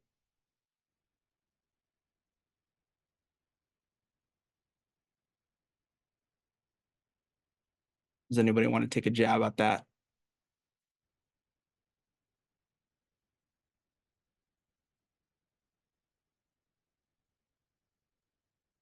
I mean, I think we could probably finish the reading tonight. Mm-hmm. I think we should finish the reading tonight. Yeah. Just want to know if that's okay with everybody, because we usually end at what, 9? Okay. Yeah, I pushed a little late when I led mine, but Okay, yeah. I'm happy to continue going. I just Cool. thought Yeah, as long as we're good with that. Okay. I stopped at when you read Deleuze. Should we continue reading on that, or should we kind of push a bit forward? Does anybody want to take a stab at the reading? I'll go ahead, Matilda. Here I go. When you read Deleuze's work, perhaps if you will take the trouble to do so, you will become familiar with things that your weekly attendance at my seminar apparently has not sufficed to familiarize you with. For otherwise, there would be more such books for me to read. You will see that. I don't know if it's just me, but you're not super audible. Oh, sorry, can you hear me now? Yes, it's a little better. Okay, cool. You will see that he says somewhere that what is essential to structuralism, if the word has any meaning, as a meaning was given to it in a public forum, I can't claim credit for it, is both a blank or lack in the signifying chain, and what results therefrom by way of errant objects in the signified chain. The errant object is, for example, a pretty little blown-up balloon, a little balloon with eyes and a little mustache painted on it. Lacan is presumably pointing to some image. Don't believe that that is a man. It is indicated that it is a woman, since it's all the same in this form that we see this ungraspable woman going about every day. It is even what allows us to relativize and realize that it could be otherwise. When we go back in prehistory to a less logical time, when there perhaps wasn't yet an Oedipus complex, we find little statuettes of women which must have been precious, otherwise we wouldn't have discovered them. They must have been tucked away in corners. They look like this. Prehistoric Venus. We no longer have a little balloon here with eyes and a mustache, but a formidable backside. This is what a prehistoric Venus looks like. I didn't draw it very well on the board, but it hopefully conveys something. It was less andromorphic. It does not at all mean what paleontologists think it means, what women look like, or that women look like that. The representative of representation was different for them than it is for us. It was not a balloon or two. You recall Teresa's invocation and memories of Tiresias. Take flight, birds of my weakness, etc. For them, the representative of representation was assuredly like that, which proves that the representative of representation can change depending on the era. With these premises laid out, we can now make a little headway regarding sublimation. Should I continue? Sure, if you want to read that last paragraph, you can. Okay. I have told you enough about how Freud articulates sublimation that I shouldn't have to repeat it now. It is Zielgehend, Eminhitted, involves idealization of the object and operates with the drive. Like, keep going? Okay. Freud explored a certain number of paths by which sublimation can occur. The simpler ones are obviously the reactions Bildungen, the reaction formations. If we know where a barrier is, namely on the verge of jouissance, it is clear that one can imagine and classify sublimation as a reaction formation to imminent jouissance, even if it does not clarify it. But that still does not suffice to explain how it succeeds. Now, in a sentence at the end of a short footnote, Freud indicates that apart from all these possible ways he lists of approaching sublimation, there are others which are quite simple. Yet he quite simply doesn't tell us what they are. Perhaps he had some trouble thinking them through. Although he gave us, on the basis of our logical material, the elements known in mathematical logic as intuitive or, much less appropriately, naive, that doesn't mean he himself completely perceived that it could be formalized.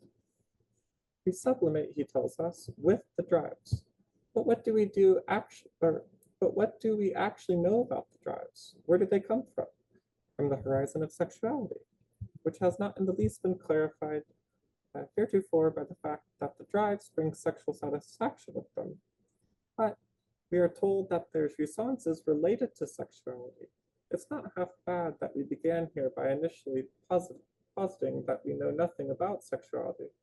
On the other hand, what I articulated is that what is known in topology as a rim structure is involved in the drive. Okay. Yeah, thank you. Yeah, so that right there is interesting, especially, from the section above that you read about talking about the prehistoric Venus. He makes the statement about the representative of representation and how that changes over time, right? But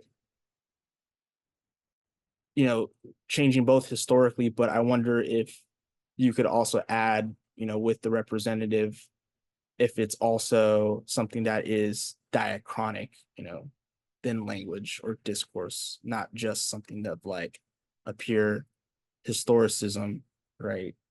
But then another thing that's interesting, what you read further down was when he asked, where did the drives come from? And I think this goes back to again, like the four structures of drives. So we have not only aim, object, and the thrust drung, but then its source, right? And it is, in this question of sexuality, because I guess this is more of me trying to say, there is this sort of confusion, and Chiesa kind of points it out with the distinction between drive and libido, but it seems like libido is supposed to be the sort of source of the drive, right?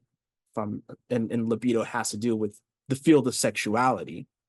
And sexuality is what is put into question for psychoanalysis regarding the speaking being.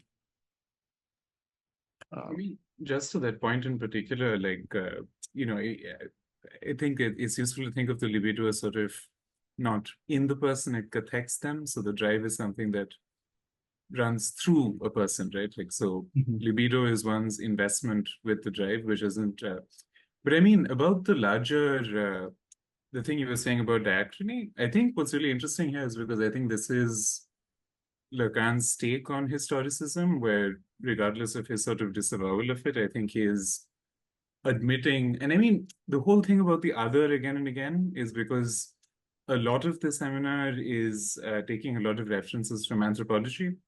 I mean, this paragraph in particular from archaeology, but I mean, in anthropology, what you see again and again is a sort of like a literalization of Freud's discourses, which Freud sort of uses in one sense, with anthropologists disagree in how he uses them, but like, that's a different debate. But so, I mean, the whole line about a prehistory to a less logical time, I think is referring to what Engels would call the world historic defeat of women or the female sex in, 10,000 BC, right? Like, and that is the inauguration of domestication, family, private property, and the state, right? So, and the repeated references to civilization, the other, right? Like we are, I mean, so the history of civilization, and sublimation, you know what I mean? He's putting it in terms of, there are moments where I'm kind of like, I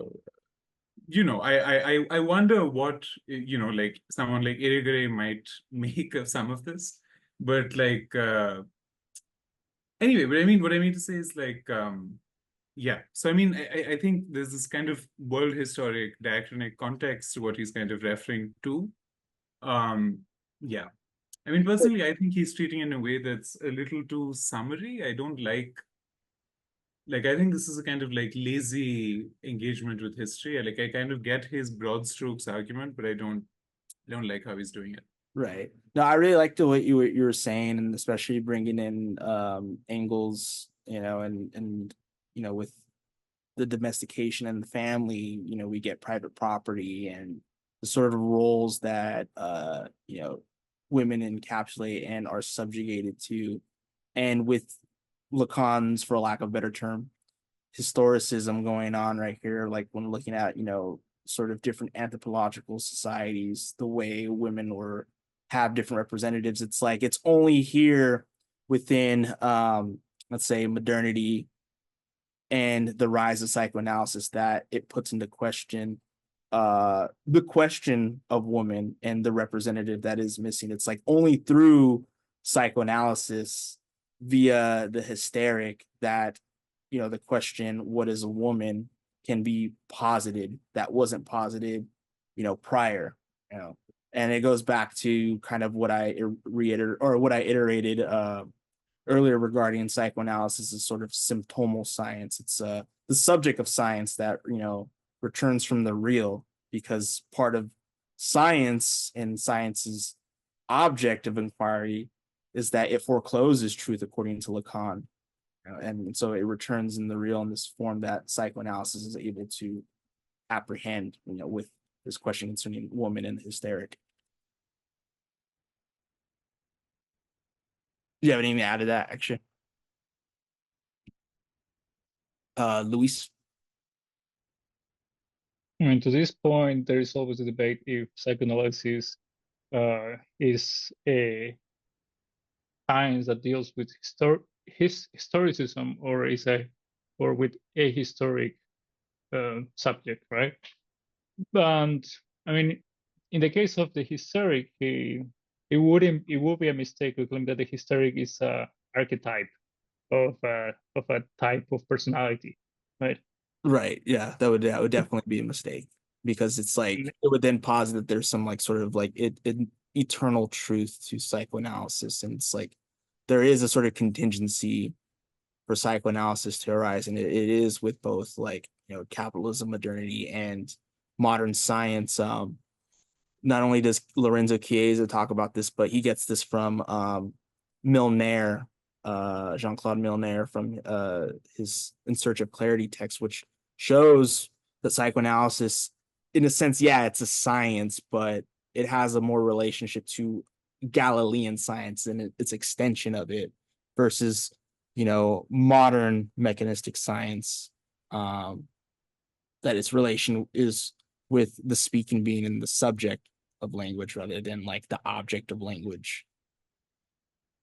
Yeah, and I mean, we can also see, for example, Kortulov, when he mentioned in Seminar 7, when he mentions Kortulov, he makes it clear that this is something that is passé, right? But it is useful for us because it shows us how sublimation works, right? So it's not like this is again an archetype, right? Or an essence to certain behaviors, but it helps us to explain, how certain a priori, right? Because I think like psychoanalysis has an a priori logic, but it can only be revealed with contingent content, right? Yeah, absolutely. And that's through the work that the hysteric produces in the analytic discourse. Of course, that's like something that he's going to talk about in the next seminar 17. Yeah, no, I totally agree with that. What you're saying about, it's not like an archetype. Anybody else have anything before we continue? Does anybody want to read? Where did you leave off, Matilda? You left off on the last was it drive, where it says the structure is involved in the drive. Does anybody want to starting this is the only way to explain certain of drive's features?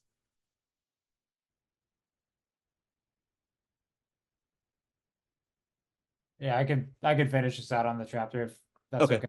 Yeah. All right. Yep. So we're gonna finish here from 198. This is the only way to explain certain of the drive's features. So we're talking about the drives in terms of rim structure.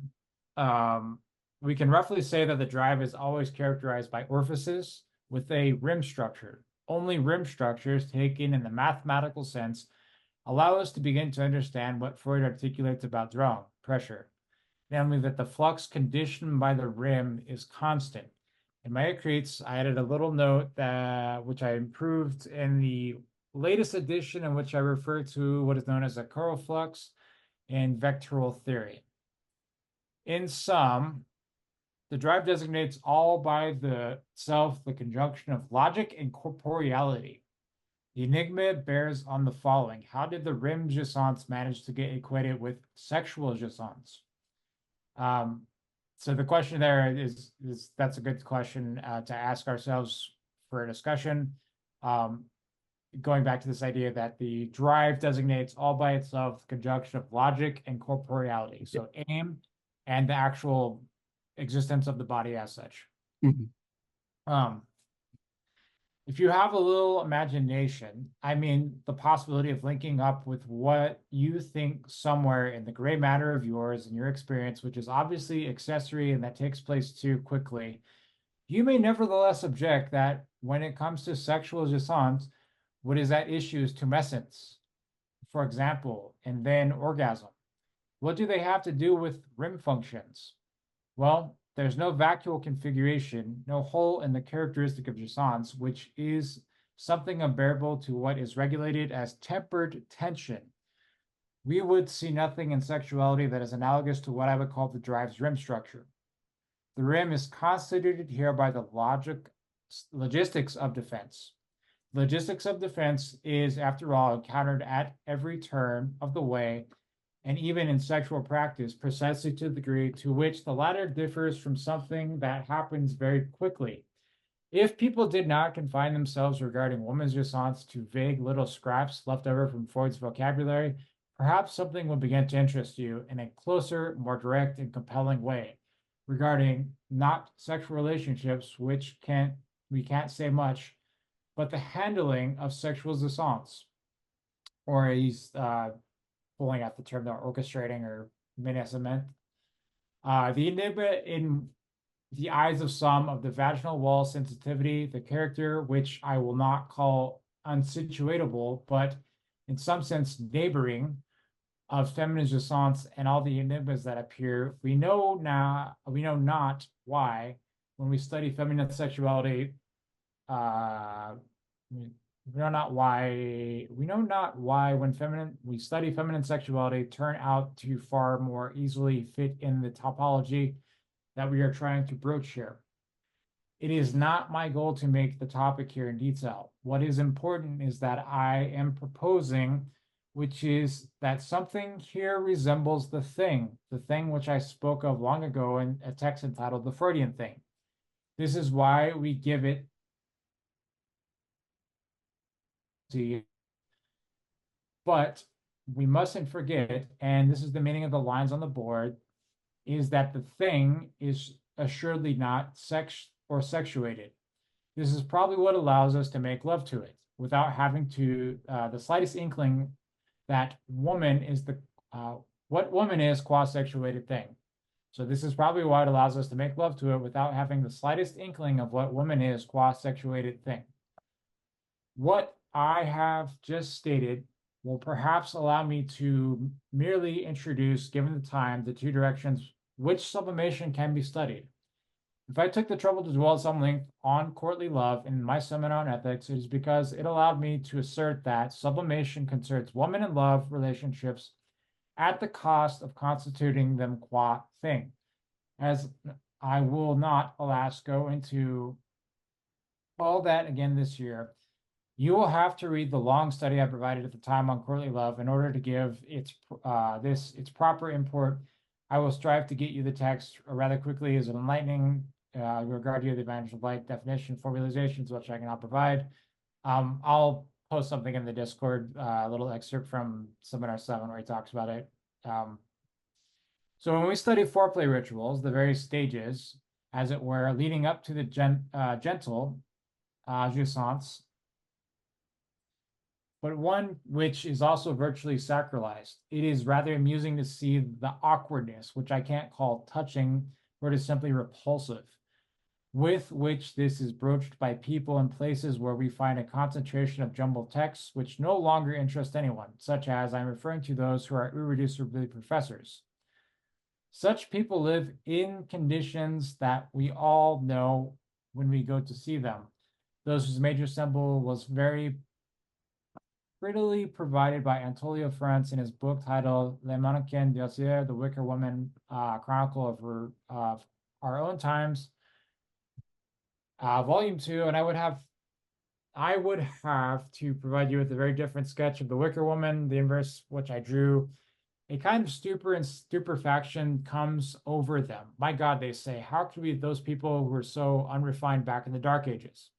You can just guess how much less refined they were than the professor in question and his old lady. I've imagined such exalted homage to all the women whose praises they sung up by the poets, and who all have the same characteristics, every single one of them. Of course, they all have the same characteristics. We are talking about a representative of representation. We also think about, going back to unitary traits, they are like the prehistoric Venuses that all have the same characteristics, which doesn't mean such women did not exist or that poets did not make love to them in accordance with their merits. There are many other things as well that flabbergast the professors, including the emphasis placed on testing men, cruelty, and the thousands of other things. I enjoyed talking about courtly love for 2.5 months in that seminar, the Seminar 7, and I hope that those who attended enjoyed it too. I will try to write it up in a way that can be transmitted. In any case, courtly love, or at least what remains of it for us, is an homage rendered by poetry to its principle, namely sexual desire.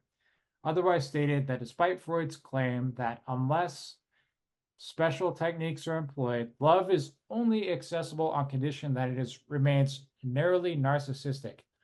Courtly love is the attempt to go beyond that. I think it's at the end of book 1 where he talks about this concept of inflicted love. This is interesting to contrast with that there. But there is other directions, which is the relationship between sublimation and which are known as works of art. Freud tells us that sublimation provides the very satisfaction of the drive, and yet, and it does so in a product that is granted social esteem. Yet, This esteem remains altogether unexplained except by the hypothesis of diversion. We take pleasure in some of the things that are turned out en masse and rendered affordable to us in the form of novels, paintings, poems, the novellas, because we don't want to deal with our own problems, which are far more important. To look at it from the angle leaves no way out. I will sketch out the way I will not sketch the way out today, so as to provide overlay a quick introduction for the next time. I will simply say that the relationship between sublimation and jouissance, insofar as it is sexual jouissance, since that it is at issue, can only be explained by what I will literally call the anatomy of the vacuole. This is why I drew on the right something enclosed that represents the vacuole.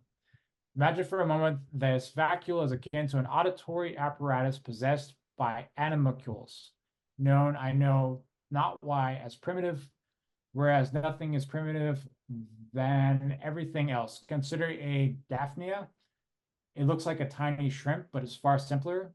It is found in every waterway. It is a doohickey that serves as an auditory, but at the same time, vestibular organ. In other words, for balance, Daphnia was the so-called otolith. I know that because I read about it in an article by a psychoanalyst. I'll tell you which one next time. Brought to my attention, it becomes very amusing when you replace the otolith with a little piece of iron and then deploy magnets around it. That makes the Daphnia come. We can but presume to give the extraordinary postures it assumes, just like men do in their moral lives. Object A plays the same role in regard to the vacuole. It is other words, that tickles das thing from the inside, real love. This is what constitutes essential merit of everything that known as a work of art. This is what I wanted to say to introduce what I was talking about next time. The thing is worth looking at in detail, for object A assumes more than one form, as Freud explicitly states in his analysis of the drive, when he says that the object may be highly variable and shifting. Nevertheless, we have managed to enumerate 4 forms of the object: the oral, the anal, the scotophilic, and if you will, the sadomasochistic. Which is that one? I will have a few surprises in store for you next time. March 12th, 1969. Thank you for that, Chris. So I guess the question I have, so when he's talking about courtly love, right, the point about it trying to go beyond the sort of narcissism would be like, it's not enough for, you know, the courtly woman to be idealized as an object, but that also the aim for her and the love is to also transform the drive's destiny, correct? That would be to kind of go beyond the sort of narcissistic tendencies within love. Right. So you have to like jump through hurdles and hoops to actually court somebody. Right? Mhm. Again, I sort of mentioned this. I watch a lot of ballet. There's story ballets. You see these all the time where there's a king, he has a daughter, you have a prince who wants to, you know, get with the woman. So how does he do it? He asks for the hand in marriage. He does a dance. They have a happy ending, et cetera, et cetera. So the question becomes, how then does this take the place of something like narcissism?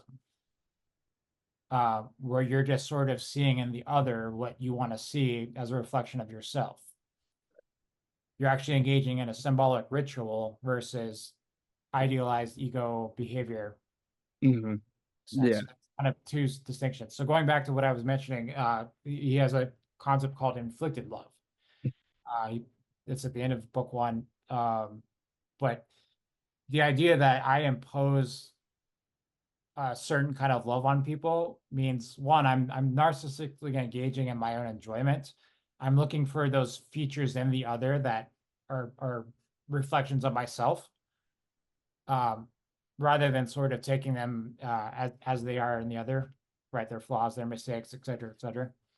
So yeah, the question of courtly love, and then the question of does jouissance actually play a function in that? Mm-hmm. Because for me, again, jouissance sort of plays on the limits and prohibitions, or desire does in that sense. Right. The question is how we're sort of caught up in these sort of relationships that fluctuate. I'll kind of stop there because I'm starting to drift. Yeah, no, but I get, yeah, that answered my question though, because especially, example of going beyond hurdles and hoops and these different symbolic gestures, it's trying to anticipate, what the other wants, and not, positing what I want the other to mimic, for me. Right. And I'd even go to say this too. He sort of talks about how it's passe at this point. But courtly love is a feudal sort of relation. Yeah. And if you think about, again, let's just based off Game of Thrones, why the fuck not? We're already doing vague historicism. How many marriages are arranged in Game of Thrones just to fulfill a political function, right? And then the question is, okay, it's just, we know it's a purely formal political gesture, then why do we still jump through the hoops? Why do we still have wedding ceremonies and all these kinds of things? So yeah, and I guess there is this sort of like it does sublimate, because it goes beyond the narcissistic imposition, or you even say flickly love. But I think it's like what psychoanalysis kind of discovers, and you could see this reiterated like by Badiou, but like the love event that you get in like the transference of psychoanalysis is similar to the love event when you like somebody just captivates your eye and like everything, the whole symbolic order at that moment just erupts, and you lose yourself in them and you find something that's more in them than they actually could see. And I guess what I'm trying to say, there's like that's like the sort of possibility that couldn't be seen, not necessarily without psychoanalysis, but also like going beyond just like the sort of courtly love or like arranged marriages.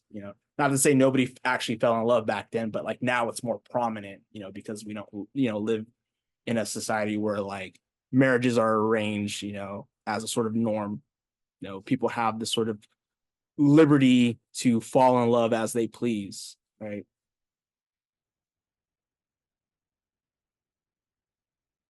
But yeah, Noah.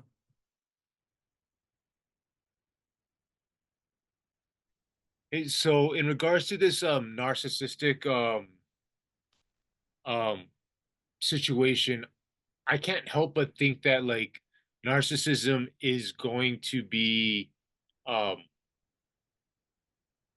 part of any sort of, I guess, transference of love in the process. Like it's inescapable. Like you're going to perceive love in the way that you idealize it. Is that correct? I'm trying to understand this notion of narcissism in regards to love. Yeah, I mean, like, there's always going to be a sort of narcissistic dimension to, I would say, like the imaginary, like the ego. And I think like when we look at like the way that we're symbolically situated, I'm going kind of back to like a seminar 4 understanding of it. It's like, like in the imaginary, when there's like a sort of lack of like that object, there's that frustration, but it's like that symbolic indebtedness of the signifier or the phallus, the gift of love, as he'll describe it, kind of keeps that at bay. But it's like when that is sort of erupted and there's a lack of that, we have privation of like a symbolic object, or privation of something that's real, like a real lack. But I think like to go back to your question of narcissism, it's like there is going to be some of that, but like this whole point about like the signifier, like the phallus is supposed to kind of, let's say, like sublimate that narcissistic tendency into something more not just idealized, but something that's just outside of me, the alterity of it. So is it even possible to love outside of you? Then I'm just wondering, because it just sounds like with the signifier and the phallus and the narcissism, in accordance to the manner of love, like, is it even possible to love outside of you if that's how your language structure is? I don't mean to jump in, but my question relates like a lot to like talking Yes, about, it's because no negation in the unconscious. Yeah. You put it that way, just go for it. Yeah.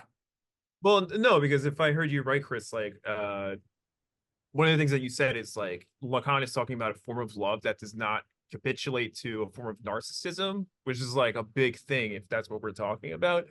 Because like the major point about that, or what's really exciting about that, is basically we're talking about a form of love that's more abstract, you know, because okay, narcissism, according to Lacan, is a misrecognition, et cetera, et cetera. However, you can mistake that for a form of immediacy, and you are psychically investing in your own body and somehow projecting that onto others. Okay, but if we're not doing that with narcissism, then what's going on?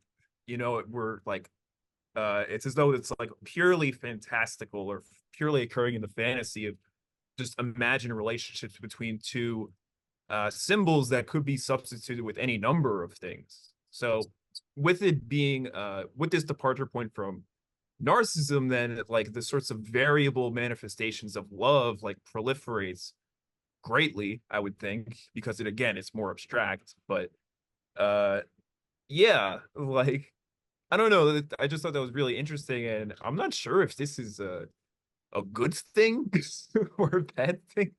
I'm not sure what to make, like what's the consequence of that, but yeah, I'm just talking out loud with you guys. But Yeah, I mean, because like when you think about it, it's like there's always already like an otherness to our love and desire, unless we're like, you know, and so like, you know, when it comes to narcissism, we're not fully narcissistic unless we're like psychotics who develop secondary narcissism, as Freud says. You know, psychotics love their delusions like they love themselves. You know, so it's like it's not that psychotics are incapable of love, but they can't really love insofar as that they're structured around their delusions and verbal hallucinations. I mean, like someone like Straber, you know, thinks that God wants him and only him. But I think for us, or just like, you know, like the neurotic and the hysteric, it's like part of analysis is to kind of realize, you know, part of that narcissism is relying on the sort of not just misrecognition, but also the other that speaks on the unconscious that kind of transmits these codes, right? These signifiers that keep you repeating. And I think it's the point of the analyst to situate themselves on the position of the object cause of desire to bring about that, you know, alienation and castration, so that we kind of transcend that narcissistic aspect of love. And I think the narcissistic aspect is really just the fact that when the encounter of love happens, there is a transferential aspect to it, and it could be a little bit painful and suffering. So the ego defends against the unconscious via narcissistic investment. You know, that's just my kind of, you know, dumbed down version of it. Do you have anything?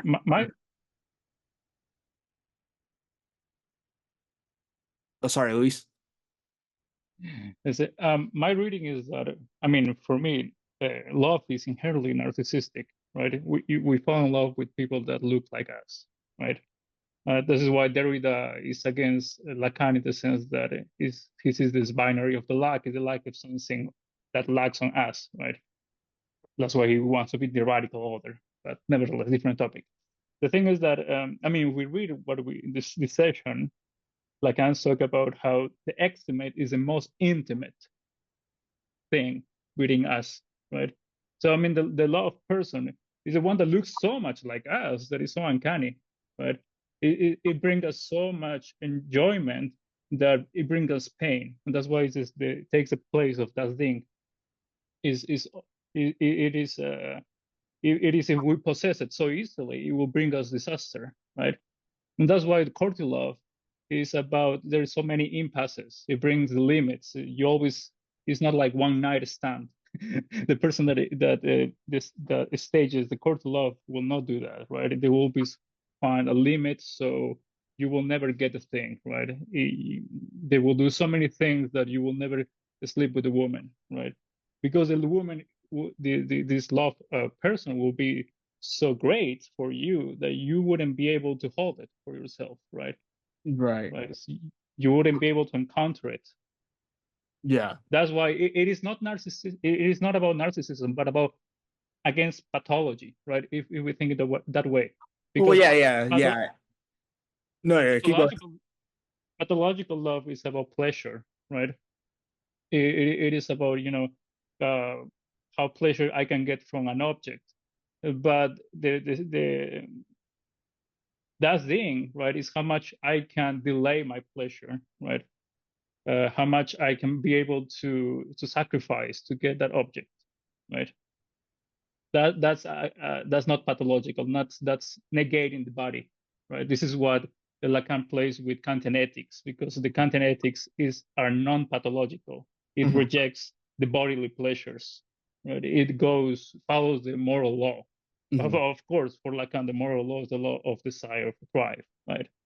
So it's not a contradiction. Right. Well, I would just say, just because, kind of a little over time, just the paradox of Freud's in order to fall ill, we must love.